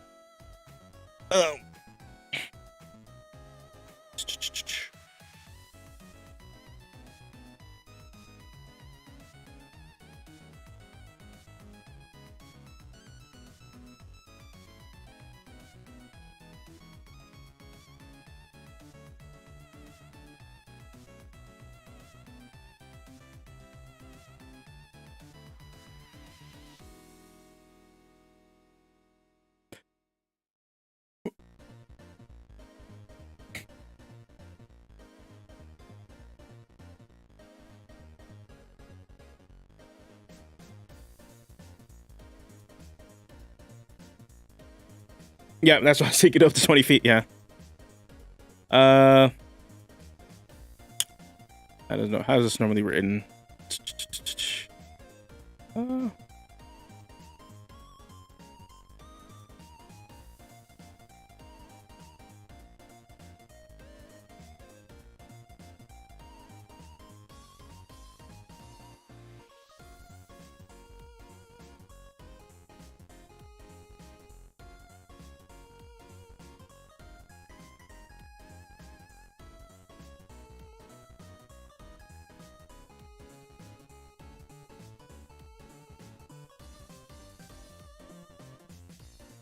Oh, 20, not 30.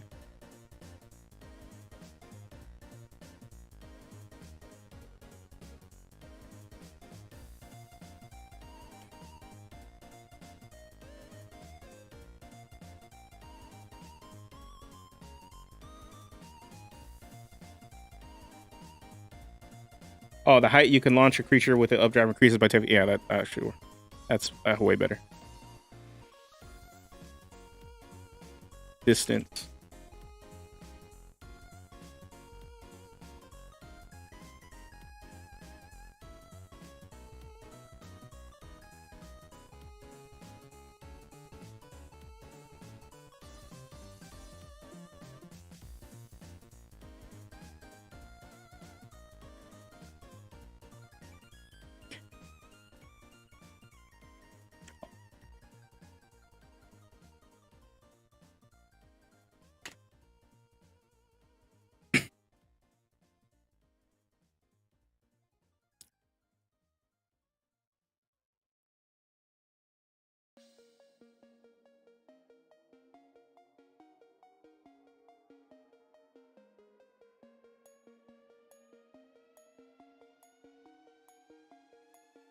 All right, cool. Yep. This feels so much better. So much tighter. We're getting there.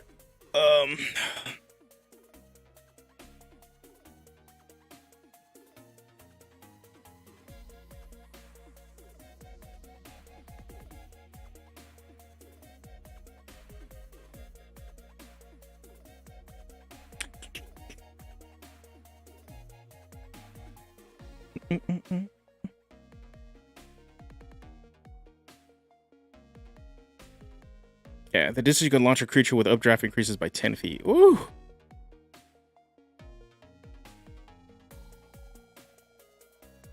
So much.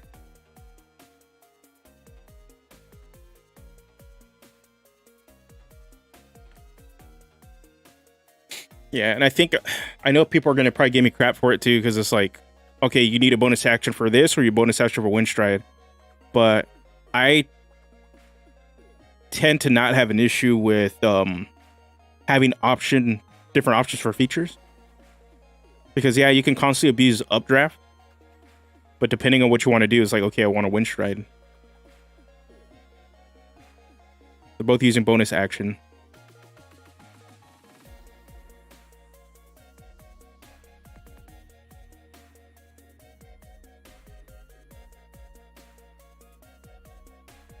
Excuse me.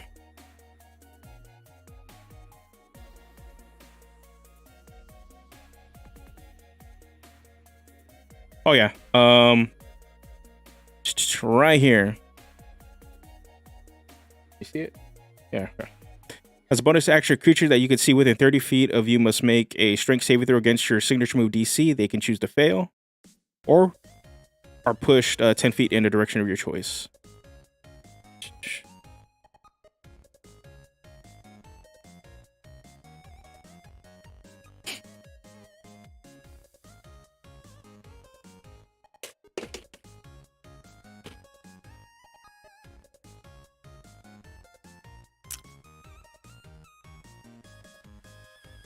Do we need a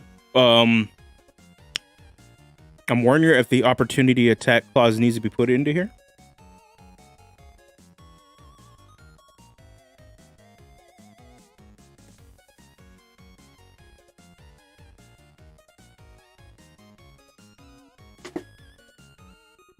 Or since this is forced movement, it's already indicates that they don't provoke opportunity attack.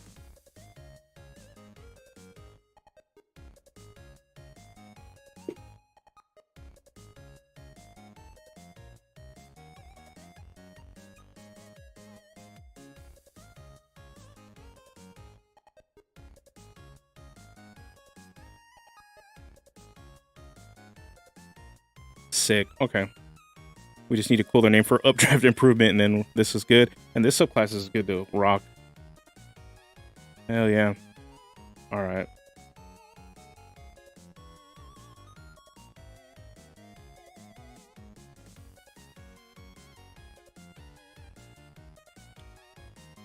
Okay, let's see. What I want to look at, what is Champion Fighter doing for its options? When you engage in 2-weapon fighting, okay, no, it just gets additional this, improved crit.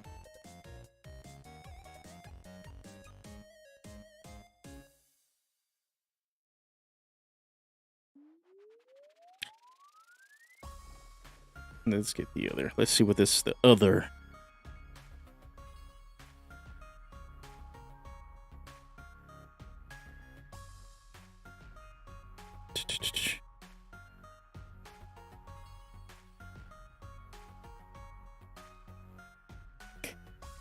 When you use this feature,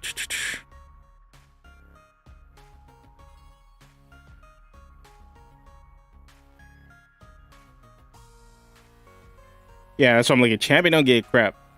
They don't really do much. Just wanted to see what kind of options they do get, and that's why Battlemaster always, I feel like, is the French vanilla fighter, while Champion is the vanilla fighter. Starting at 7 level, you can spend at least 1 minute observing or interacting with another creature outside of combat. Okay, just out of combat stuff. They don't really get much of anything either. Just improving the die.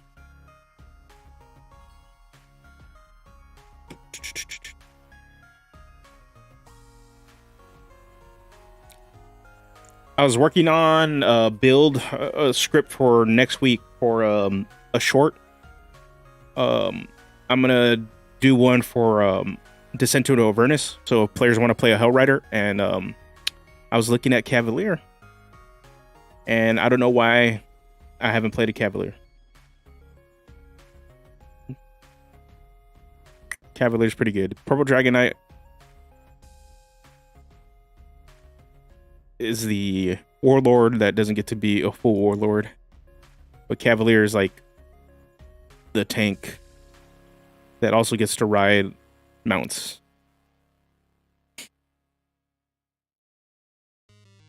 He chooses our type.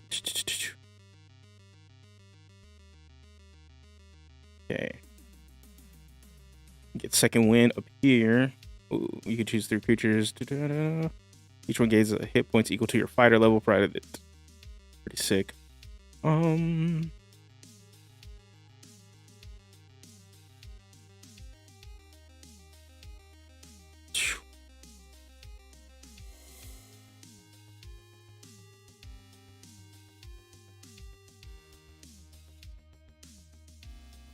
Oh, nice. Yeah, I'm probably not gonna do another full video until Dragonlance comes out.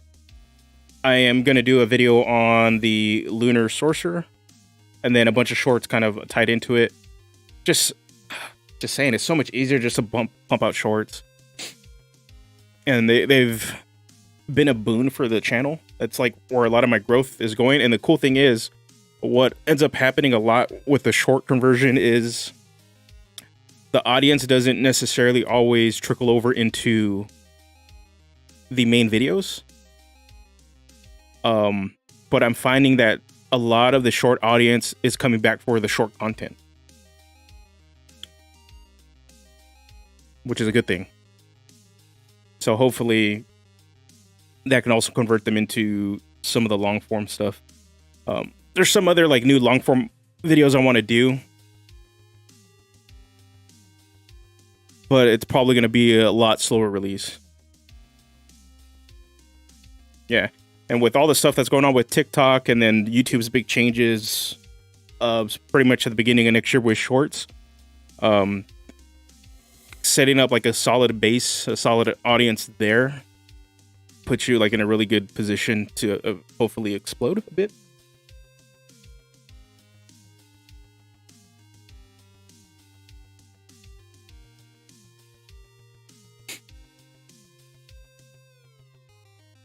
But yeah, just getting paid for shorts, I would just like to have that happen. I don't.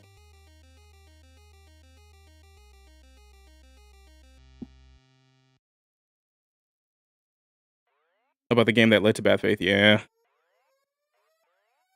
The thing is, like, it's super easy to target who's doing that. And it's frustrating because some of those people that are doing it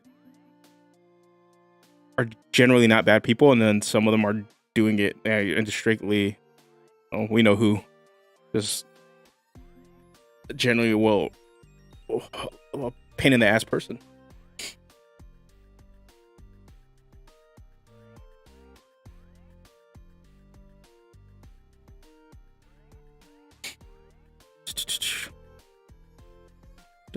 Okay.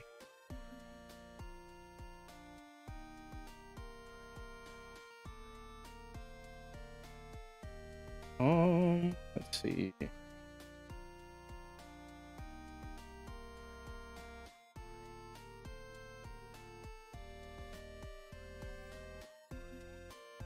Oh, that's a. That's actually probably a big thing. That's gonna be huge for her, and especially too, YouTube paying. But then if Congress gets their way with TikTok, and they kind of shut it down here in the U.S., and you're gonna see this influx of people.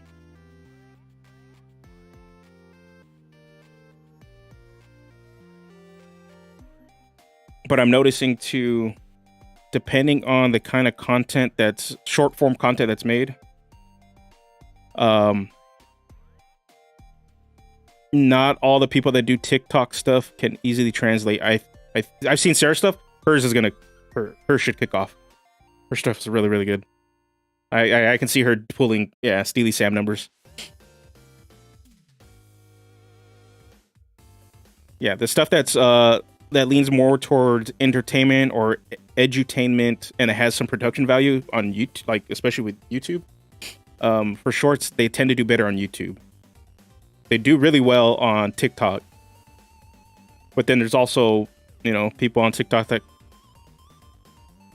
it's not trying to downplay or shit talk them. It's just obviously there isn't as much production value behind it, and they still pop off. And I see them try to convert that stuff into YouTube, and it doesn't always pop off.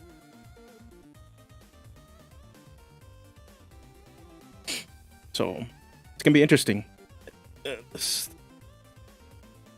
I don't think Congress is gonna ban TikTok though.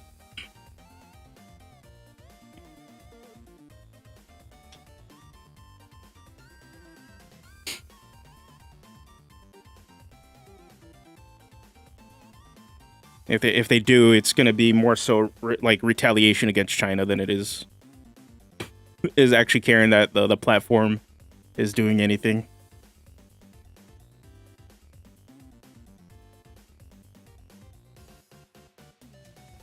Okay, starting out.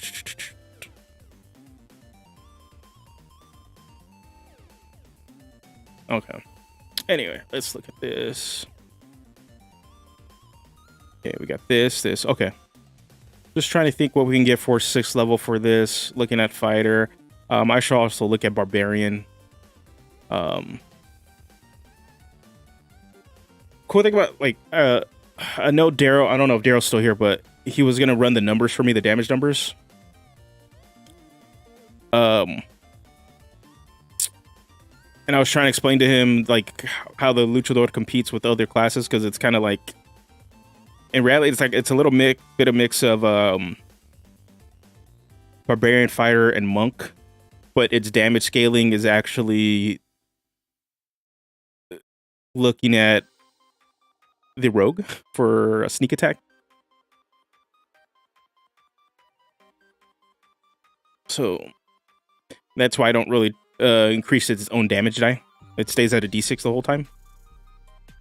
Because with some solid like resource management, and you can pop off in one turn and just do a lot of damage, like, but then at the same time your follow-up turns are going to be pretty mid.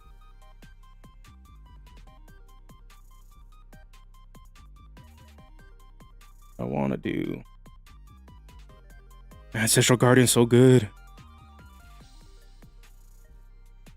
Yeah.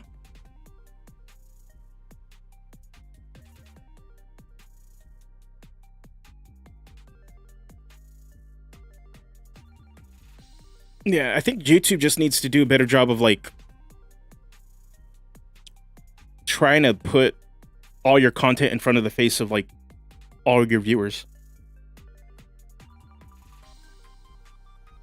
Because like they're following you, they're following you for you. They should put all your content in front of their face.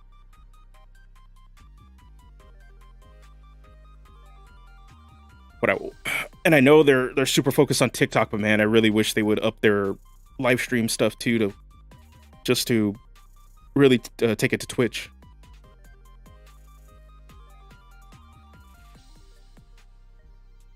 Ooh. What the hell? What the hell?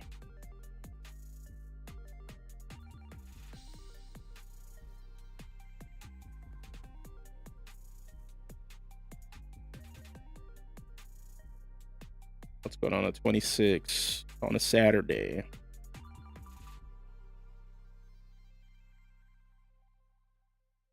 I'm in a big old family. 26. Wait, when's Thanksgiving? This is what I want to know. That's that Thursday, right? Okay. I'm off. I can do this. Yeah. Yeah, and pretty much when I was starting Lucha, it was looking at the monk in terms of his damage scaling just because of unarmed strikes, and then seeing like, okay, I don't want to do any of this Monk was the word do the example of what don't I want to do.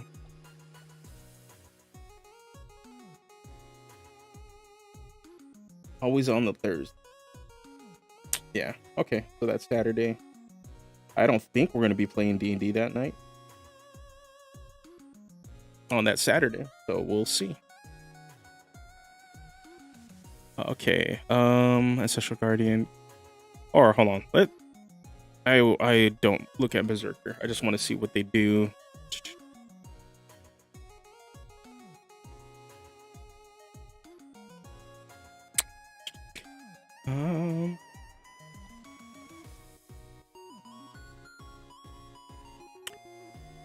Okay.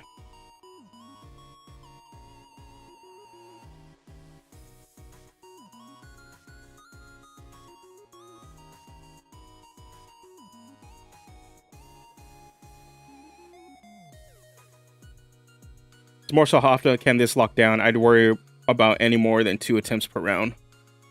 Yeah, and not having expertise makes it so that it's not consistently locking it down. And even then, by the time you get expertise or you try to do it, sometimes it doesn't matter.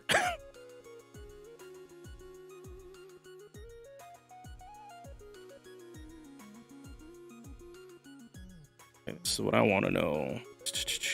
Lore Bard. More spells.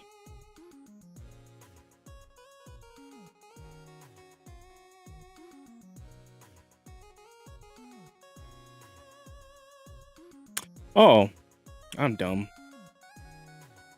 I remembered what I wanted. I know the effect, but I don't have a name for it, but it was the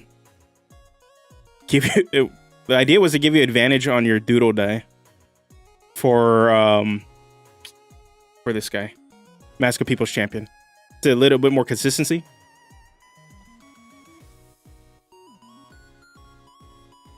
All right, no problem. Awesome. Thanks, bud, for stopping by and putting your input as always. We're getting close to getting this done. I think after People's Champ, and then it really comes down to balance checking Mass Grave Titan, getting it all tightened, and then kind of wrapping up all this flavor stuff. And then this is good to put on to format this and put this on a PDF. We got the art. The art's already done. So we're in a good spot. Yeah.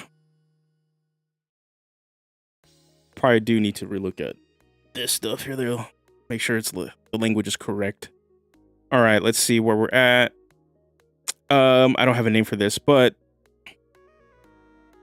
Scott the Picking, thank you for the sub. I will do, dude. I definitely will.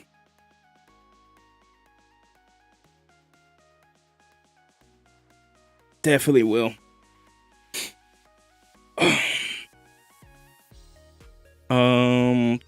Something for the doodle.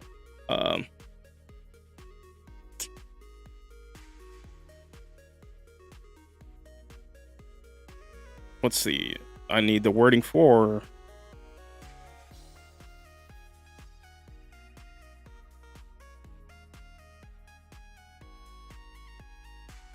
Oh my god, what's the.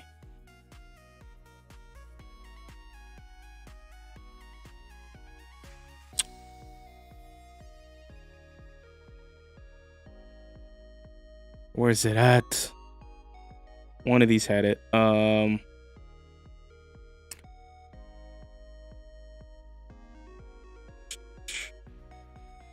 Let's go to fight her.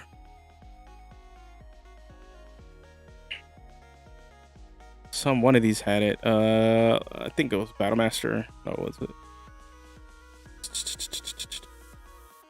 Pretty much give yourself advantage on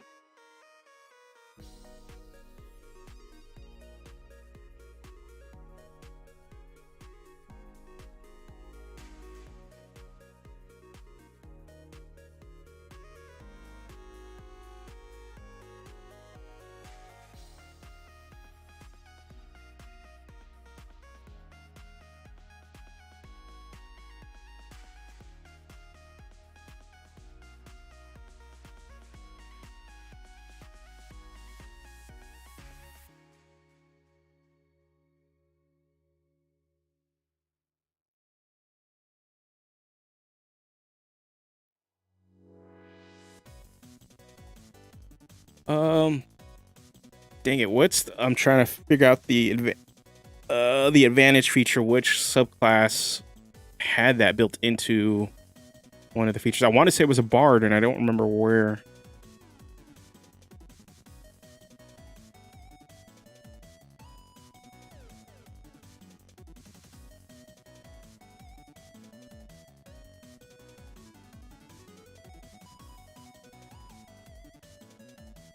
If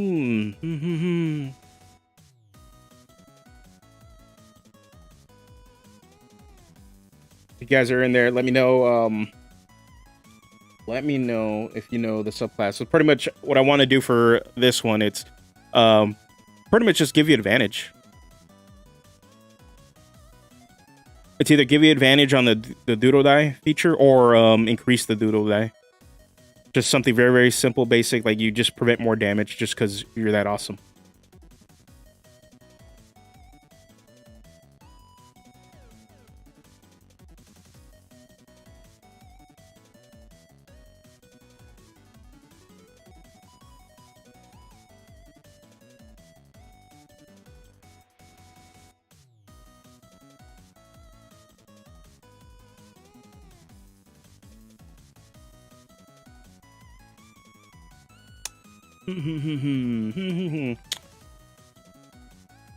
No, I don't want to look back at memories.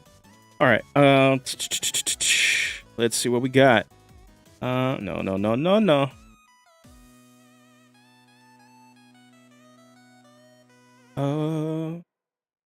Damn it! I know it is a bard. We gotta.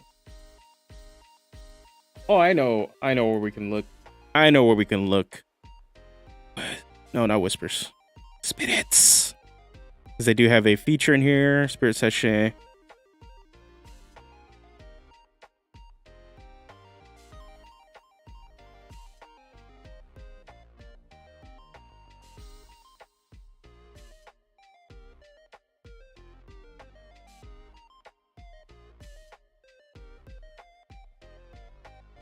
Twice. You can roll the d6 twice. Get back here. Yeah.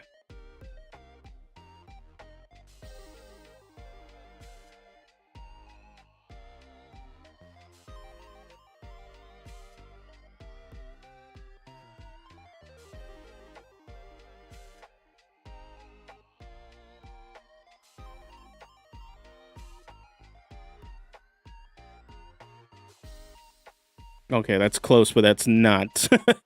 The wording was close, but not exactly what I was wanting.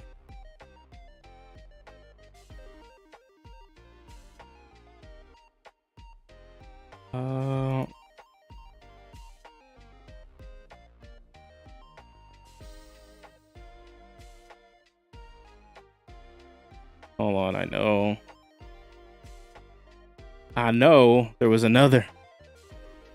I don't know if it was another class, though. I'm trying to think.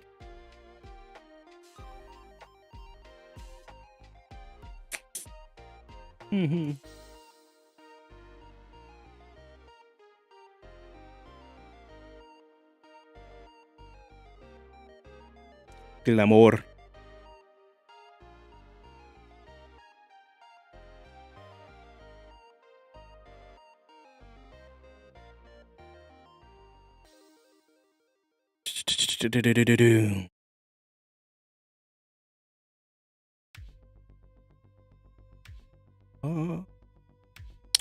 Okay, we're gonna have to go through. Trying to think what other class has a dice resource, or it allowed you to pretty much have advantage on their thing.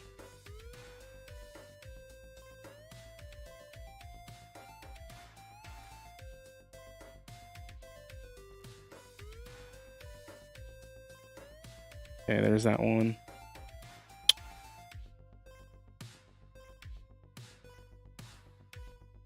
I'm trying to think, is there a feat that did it too? Let's just look at Lucky. Lucky.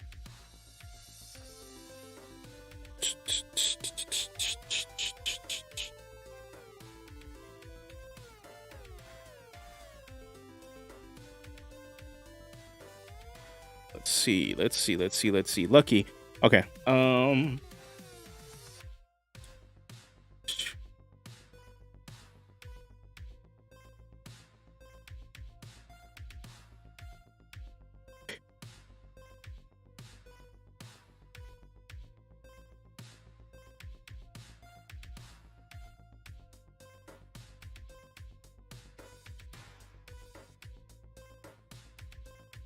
Oh man.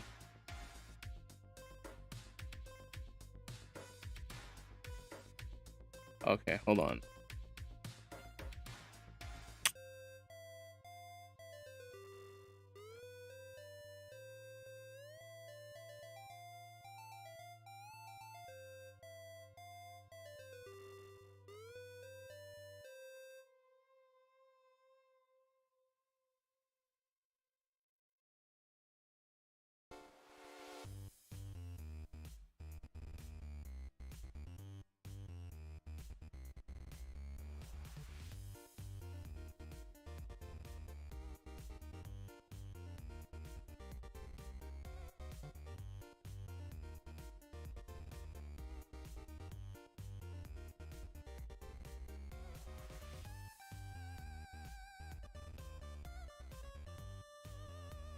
Hmm.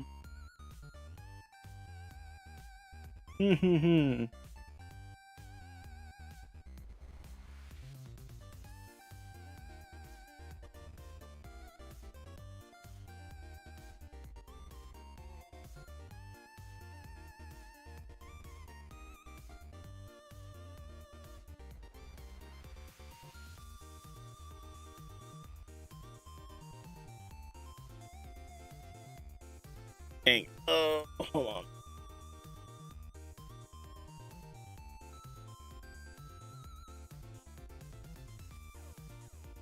Um.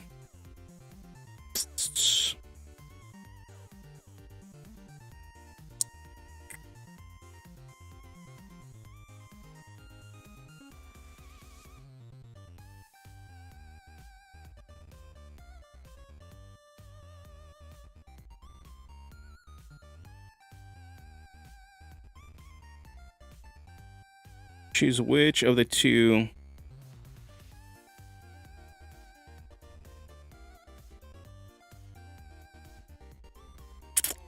Dang it. Oh man, I'm getting stuck on the wording, but pretty much yeah, that's what this is. It is very much trying to get some sort of like advantage. That's one of them. The other idea is to when you use doodle,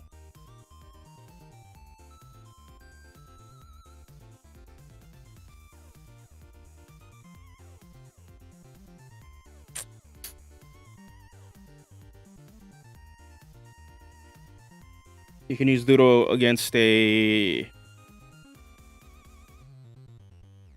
attack that would cause you to get knocked down or something like that, or some sort of status effect, and you can just take the brunt of the damage, but in place of damage you just don't take the other effect.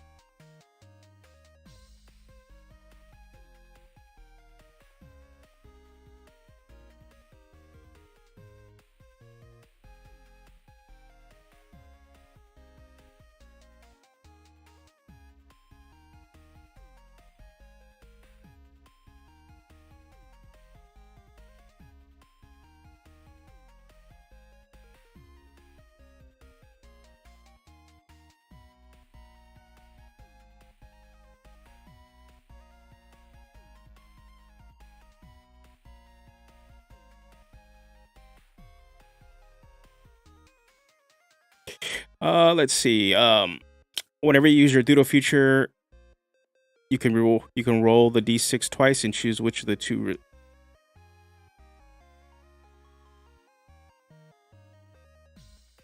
to use. Something simple like that.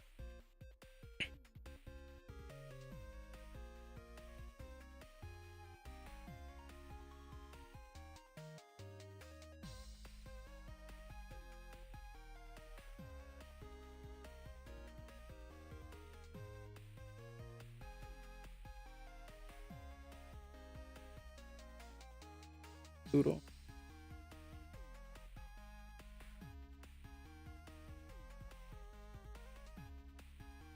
Más duro. There's this. There is also no cell.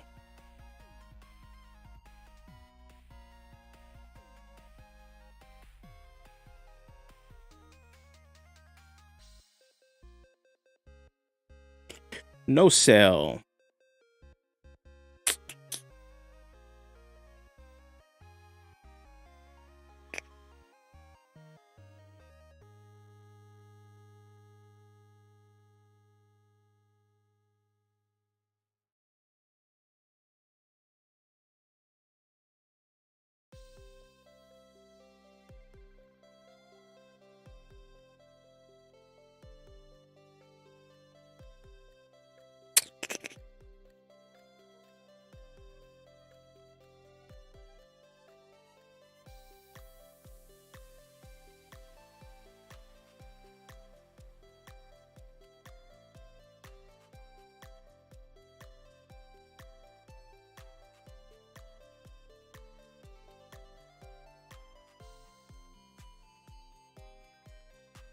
Whenever becoming the target of an attack,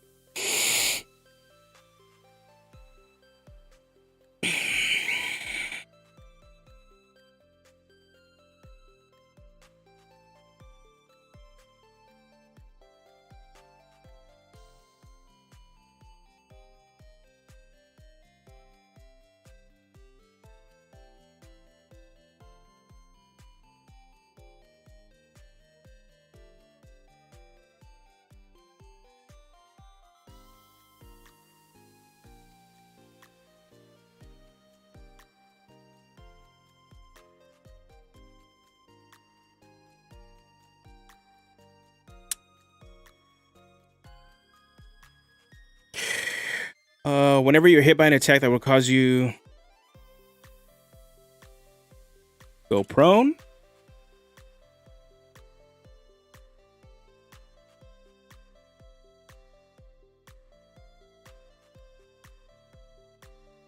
Okay. We need to look at status effects and see which ones we are okay with kind of shrugging off. It's going to be ones that feel like physical.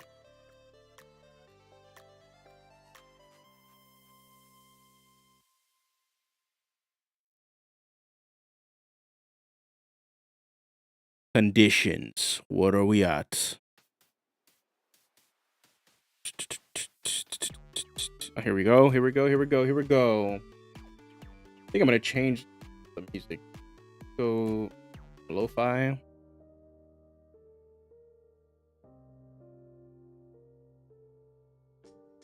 Okay. Blind, no. Charmed, maybe. All right. Hold on. One thing we got to look at, to be honest, is... Okay, so we have Si Se Puede. That prevents us from getting just completely just dead. Valiente. Advantage on throws against being charmed and frightened. Okay, so charm and frighten I think are going to be out of the way. We're just not going to deal with those conditions. Mainly it's going to be stuff that tries to knock us down. This is one idea. Or no cell. Okay, conditions. Charm, deafen, exhaustion, frighten, no. Grappled, incapacitated, invisible, paralyzed,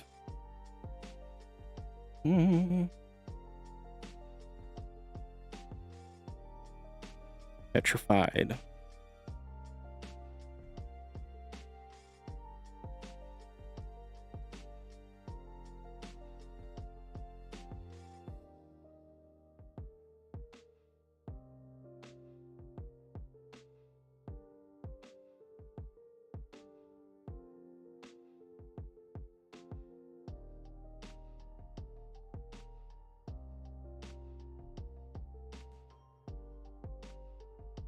When you are hit by an attack that would cause you to be knocked prone or stunned.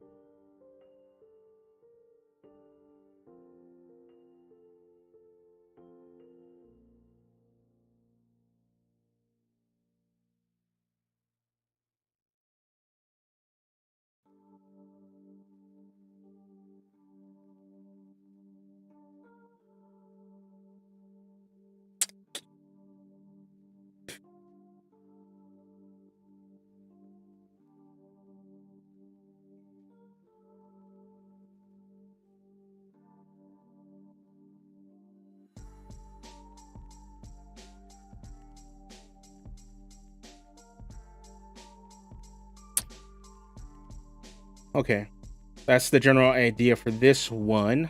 All right, I'm gonna go to the restroom really quick. I have two ideas. Not too sure on which one. Masduro is very, very straightforward and simple.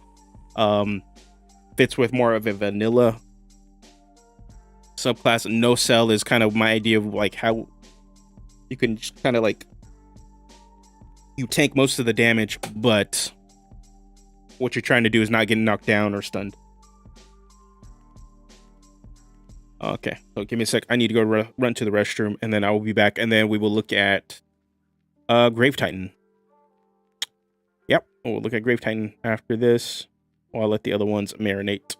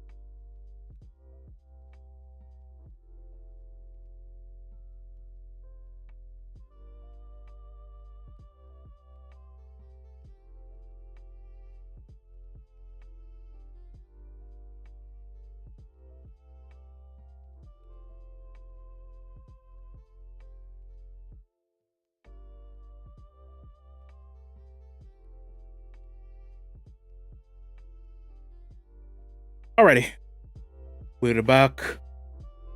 Okay, so yeah, as I put in the chat, yeah, we're still trying to see what People's Champion. I really want to see how this plays out a little bit more. But I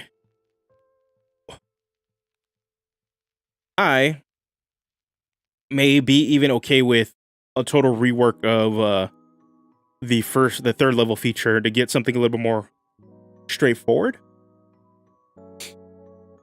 But this general like helpful subclass feature might be something that I can put into another class later.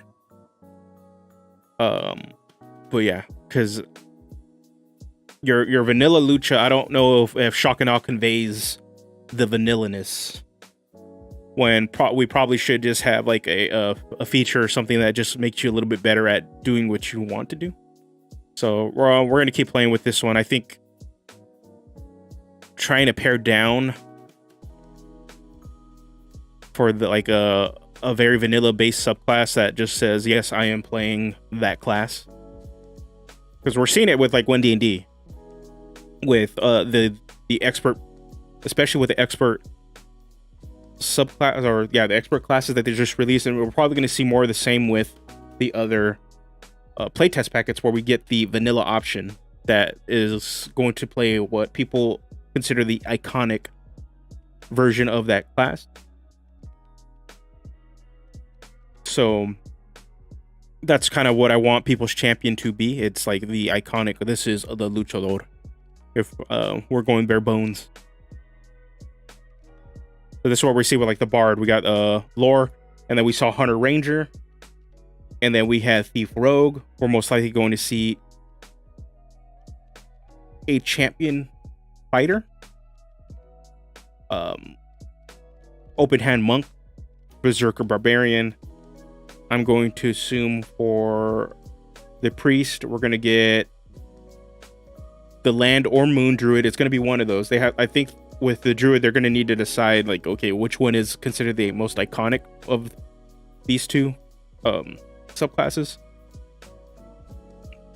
And I have a feeling they're going to lean with moon on that one, just because it's a lot more evocative. And when people think druid, at least in a pop culture sense,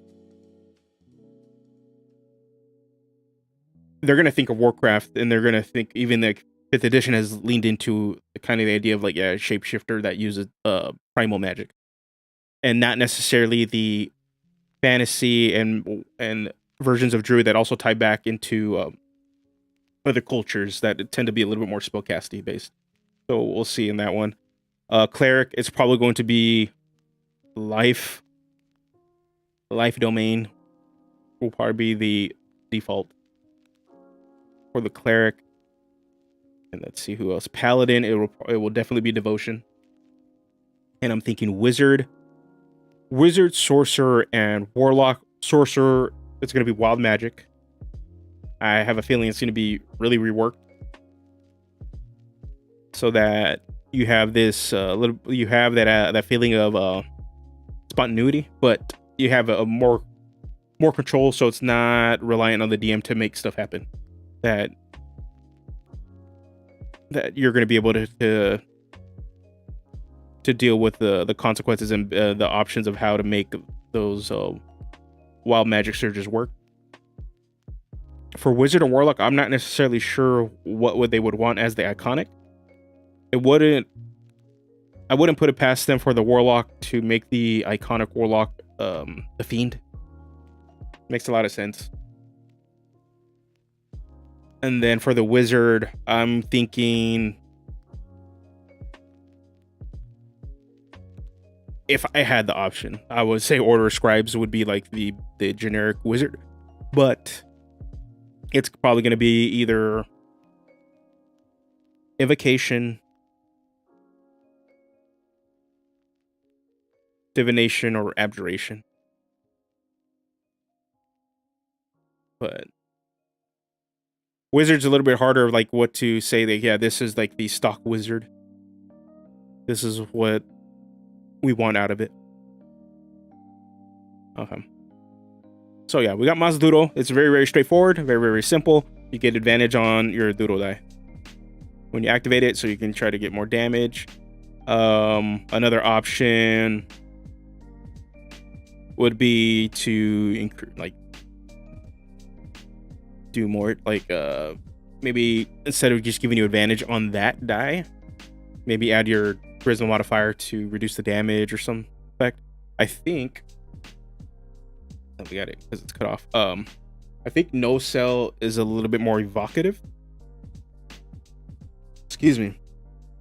It's to help you blanket against certain effects at the cost of damage. You're not going to be reducing as much damage, but if an attack were to knock you prone or stun you, you can take the brunt of the damage. You're still going to reduce the damage up by a d6, but you're not going to be knocked prone or stunned. You're just be like, yeah, I just kind of not take it. I'm gonna go with no cell. Like I'm looking at it, it's like, yeah, Mazaduro is cool, but it's a little too simple.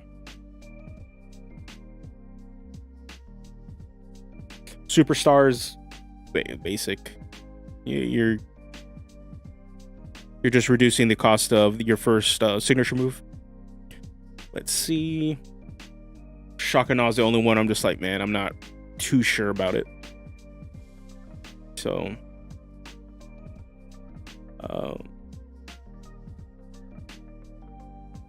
I gotta rethink People's Champion a little bit. I definitely want it to be the vanilla option, but I need a subclass feature that's just like, oh hell yeah, we're doing this. Okay, so now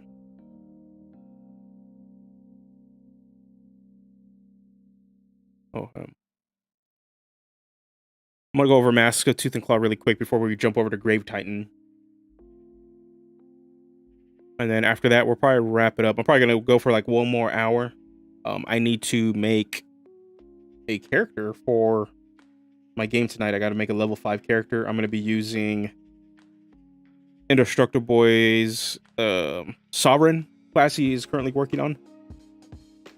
I'm going to be playing an Aetheros one-shot. I'm going to make an Crowan warrior. I'm gonna be a Spartan. Okay, so Mask of Tooth and Claw. We did a lot of reworking for this one last time. I'm trying to think. Probably I given the holiday and stuff next week. There's a good chance that I'm going to be streaming Friday or at least again Saturday. I'm not sure, so just keep an eye out for that next week. I'm definitely going to have another stream. Because yeah, I have a lot more time. Shorts are a lot easier to work with, so I have a lot more time, and I don't have to like be editing videos all the time. So it gives me more time to do this and work on this stuff. As the hunter, you have proficiency in the perception skills. Whenever you make a wisdom perception check relying on sight or smell, you get a bonus check equal to your charisma modifier. Your attacks are empowered by bestial fury. You learn the body splash signature move, which doesn't count against number of lucha or signature moves you know. You can deal with either bludgeoning, splashing, or slashing damage. Okay. Where the unarmed strikes, when you successfully knock a creature prone, you can make an additional unarmed strike as a bonus action. So you're just gonna kind of go in and just this really wants you to knock people prone and attack them. Bestial swiftness. Whenever you roll an issue, you can move up to half your speed without provoking opportunity attacks. When you use the Duro feature, you can make an unarmed strike as a part of that reaction. So again, we're getting like a bit of a striker. Dauntless Roar. Not feeling this one. It's evocative, but I think we need something.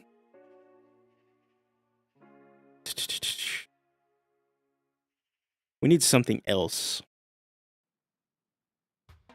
and I'm not necessarily sure what, but we need something else that doubles down on that. You want to go in there and knock somebody prone and beat them up.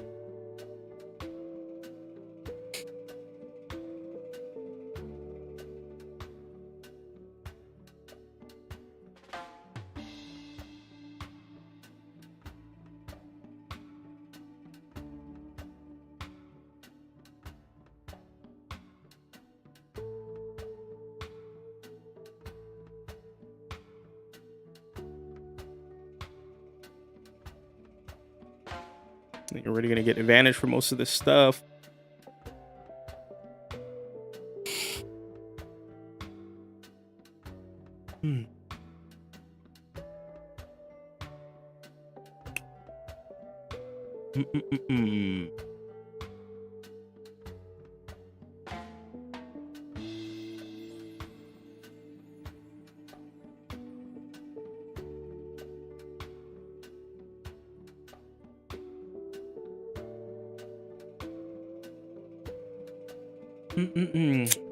Trying to think.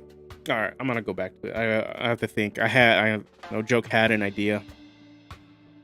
Wild Stampede's cool. It's kind of like this Hanzo move where you just shoot a bunch of spirits at them and then you knock them prone. You knock everybody prone. And it's mainly just a big set of moves. It's kind of like also like Reinhardt's Hammer Down. All you're trying to do is Mufasa your opponents. Mask of the Feathered Serpent, we're good here. Okay, so Grave Titan, we're gonna be looking at this and then we're gonna wrap it up.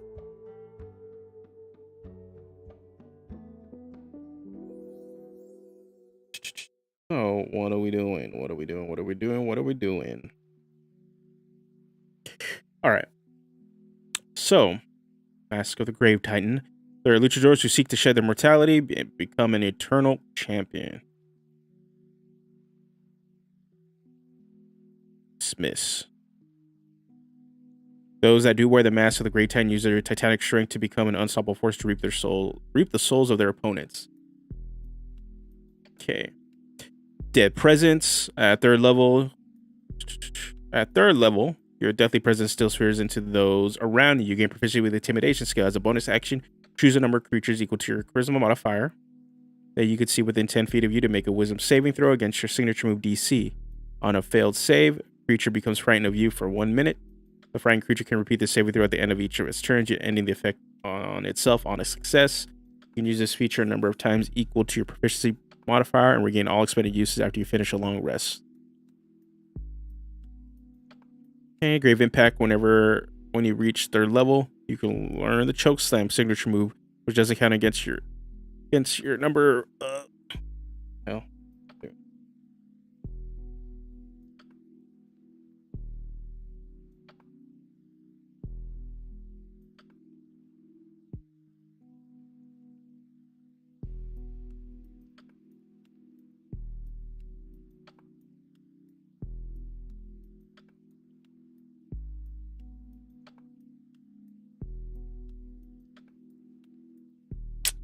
Hold on, I'm getting messages right now. Bonus action, you choose a number of creatures equal to your Charisma modifier that you can see within 10 feet of you to make a Wisdom saving throw against your signature move DC. On a fail, Grave Impact. I'm reading the wrong run. Getting distracted. Let's go. Okay, Grave Impact. Whenever you reach, learn the Choke Slam signature move, which doesn't count against your number of Luchador signature moves. Once during each of your turns, when you hit a creature with an unarmed strike, signature move, or shove creature prone while they take necrotic damage equal to 1d4 plus your Charisma modifier, and it can't regain hit points until the start of your next turn. If the target is frightened of you, they take. Okay. Relentless Dead. Starting at 16th level, you don't need to eat, drink, or breathe. You could take damage that reduces you to half your maximum hit points or less. You can use your reaction to gain temporary hit points with 5 times the number of your current Lucha dice pool. If a creature hits you with a melee attack while you have these hit points, the creature takes cold damage equal to your Charisma modifier.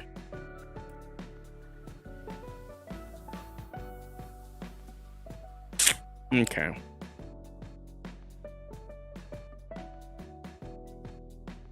Okay, so I have an issue with Grave Impact and Relentless Dead. Relentless Dead does give the feeling of this unstoppable juggernaut. I'm wondering if we could tie this into Lucha somewhere. The problem with Relentless Dead, while it is flavorful, it unfortunately is a little too close to. Let's go back to this main feature. Si se puede.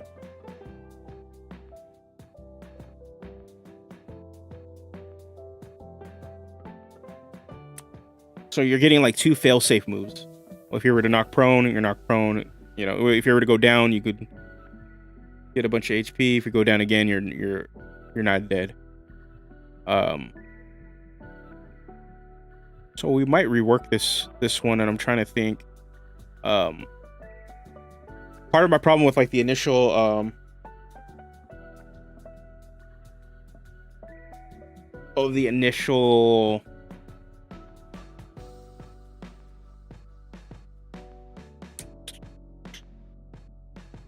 subclass features, chokeslam, perfect. Like I want you to be able to chokeslam.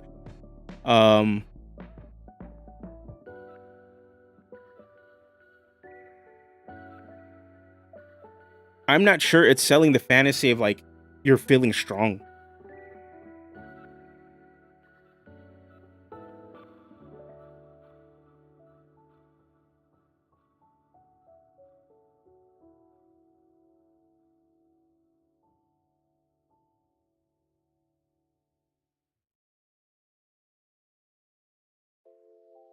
You know what I mean? Like I'm not sure if it's selling that idea. Preventing them to regain hit points is kind of cool, but it's not building up the idea that you're becoming unstoppable.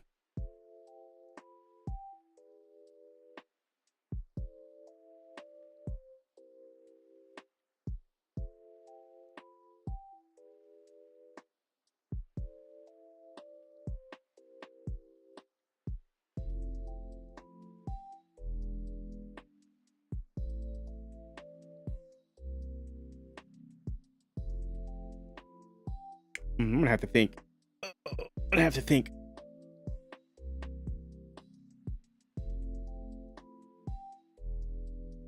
Yeah, these are the 2 ones. I like Dead Presence. I'm not sure if I want it to necessarily be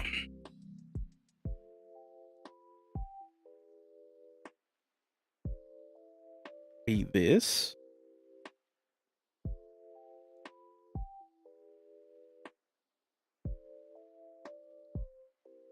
Excuse me.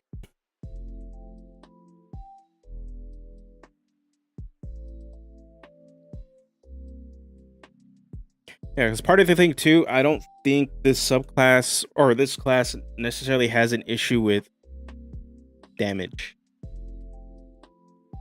I really don't. I don't think they really have any issues just dealing damage with a combination of signature moves and then all this stuff kind of riding on top of your basic with your action economy and trying to best utilize the action and then like your attack action. Damage isn't necessarily an issue. Like Luchador was doing a lot of damage, a lot of solid damage. Not like they were outclassing other classes. They just did a lot, enough to keep them up to par.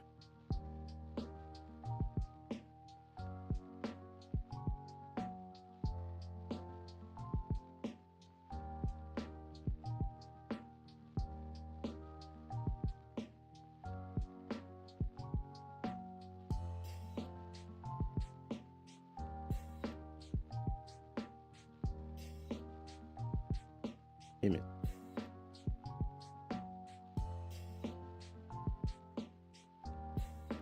So that's what I'm trying to think. Might have to sit this one and just next week. This is what we're gonna hit really hard. I'm actually super glad we got Mask of Mask of the Feathered Serpent kind of like solidified a bit. It's in a really solid place. Just need to playtest a little bit more. But Mask of the Grave Titan, I'm really sold on Crack of Doom. I really like how this feels as a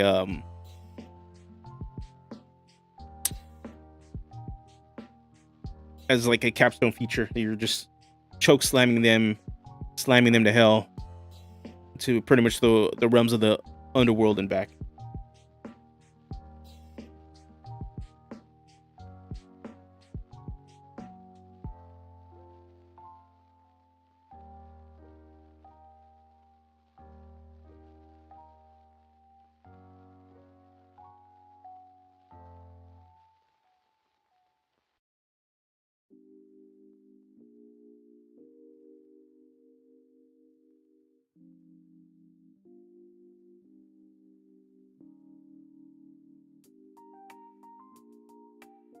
Give me a sec. Sorry, guys.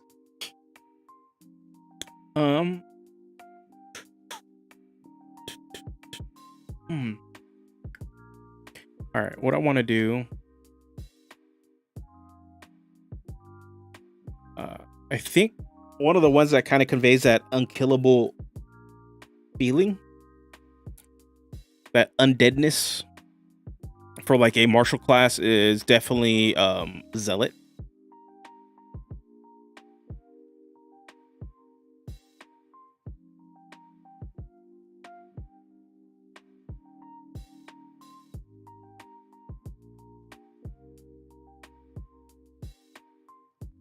Even though, yeah, there's this divine sense, but it's like it can be raised dead without needing material components, which is pretty cool.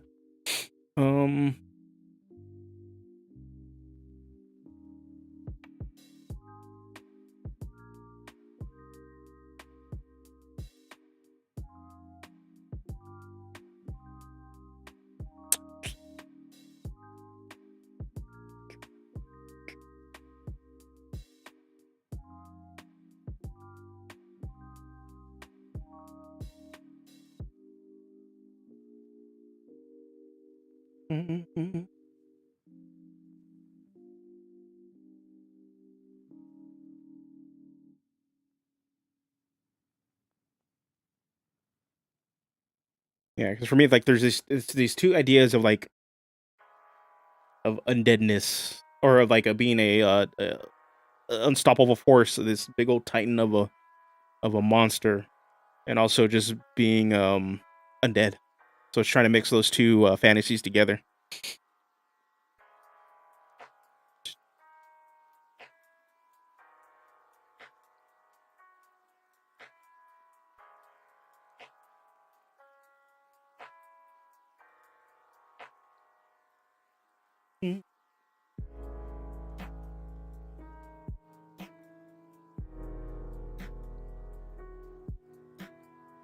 Rage beyond death.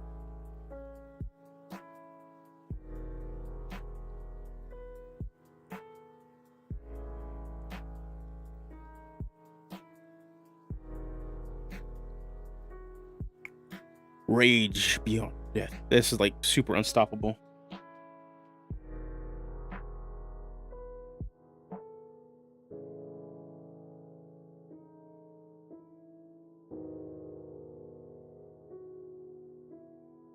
Man. All right, I think I'm cracking my brain a little too much on this. I need to sit and think. Really do need to think on what I'm gonna do. I am gonna work on this off stream a bit this week. I plan on having a really slow week for work. This week was kind of busy, so I didn't get a chance to really work on stuff. So yeah, I'm gonna cut it here, guys. We went for a really long one. We started at 12:30. It's already gonna be 3:30. All right. Trying to see, did we have what was going on with the channel this week? Let's see. Yeah, we had some stuff going on. I just want to say big old congratulations to Fanuel Nduna. Hope I said that right, for winning the contest. Again, thank you for your support. I also thank you for everybody that entered. Those are 112 entries. This is the most entries we had for any contest on the channel. Once we hit 10K, I do want to do like a big giveaway. Another one, it'd probably be a little bit bigger than this one. So yeah, we're about halfway to 7. So 10K feels like within reach. So yeah, definitely thank you guys again for supporting it. Thank you for entering. I read through every comment everyone submitted. So yeah, some really cool ass monsters you guys put on there. Also, shorts videos I had out this week. Go definitely check out the witch build I put out for Halloween. That one was a pretty fun one. It's a different way to play the Hexblade Warlock. So definitely go check it out if you're wanting to play a Hexblade Warlock that doesn't want to use weapons.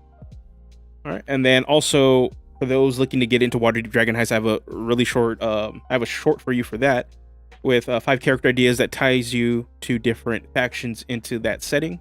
And it's pretty open to pick and play whatever you want, except for a couple factions that you're really tied to different ones. Next week, we're going straight to hell. I have some stuff for Avernus. I have a Hell Rider build on Monday, and then on Wednesday, most likely will be out on Wednesday, I have 5 character ideas that you can choose from, or to kind of give you a direction to play and descend into Avernus. I'm leaning a little bit more on like what kind of characters and also factions that they're tied to. So definitely expect that one. I will probably be streaming, if I'm not streaming on Friday because it's Veterans Day, I will be streaming Saturday. So just keep an eye out for that. I will have something out by Thursday, letting you guys know when I will be streaming. Again, until next time, thank you guys for hanging out. I'm going to be working on this off stream a bit. I need to sit back and take a break and think what I want to do. Also need to make a character for my one shot tonight.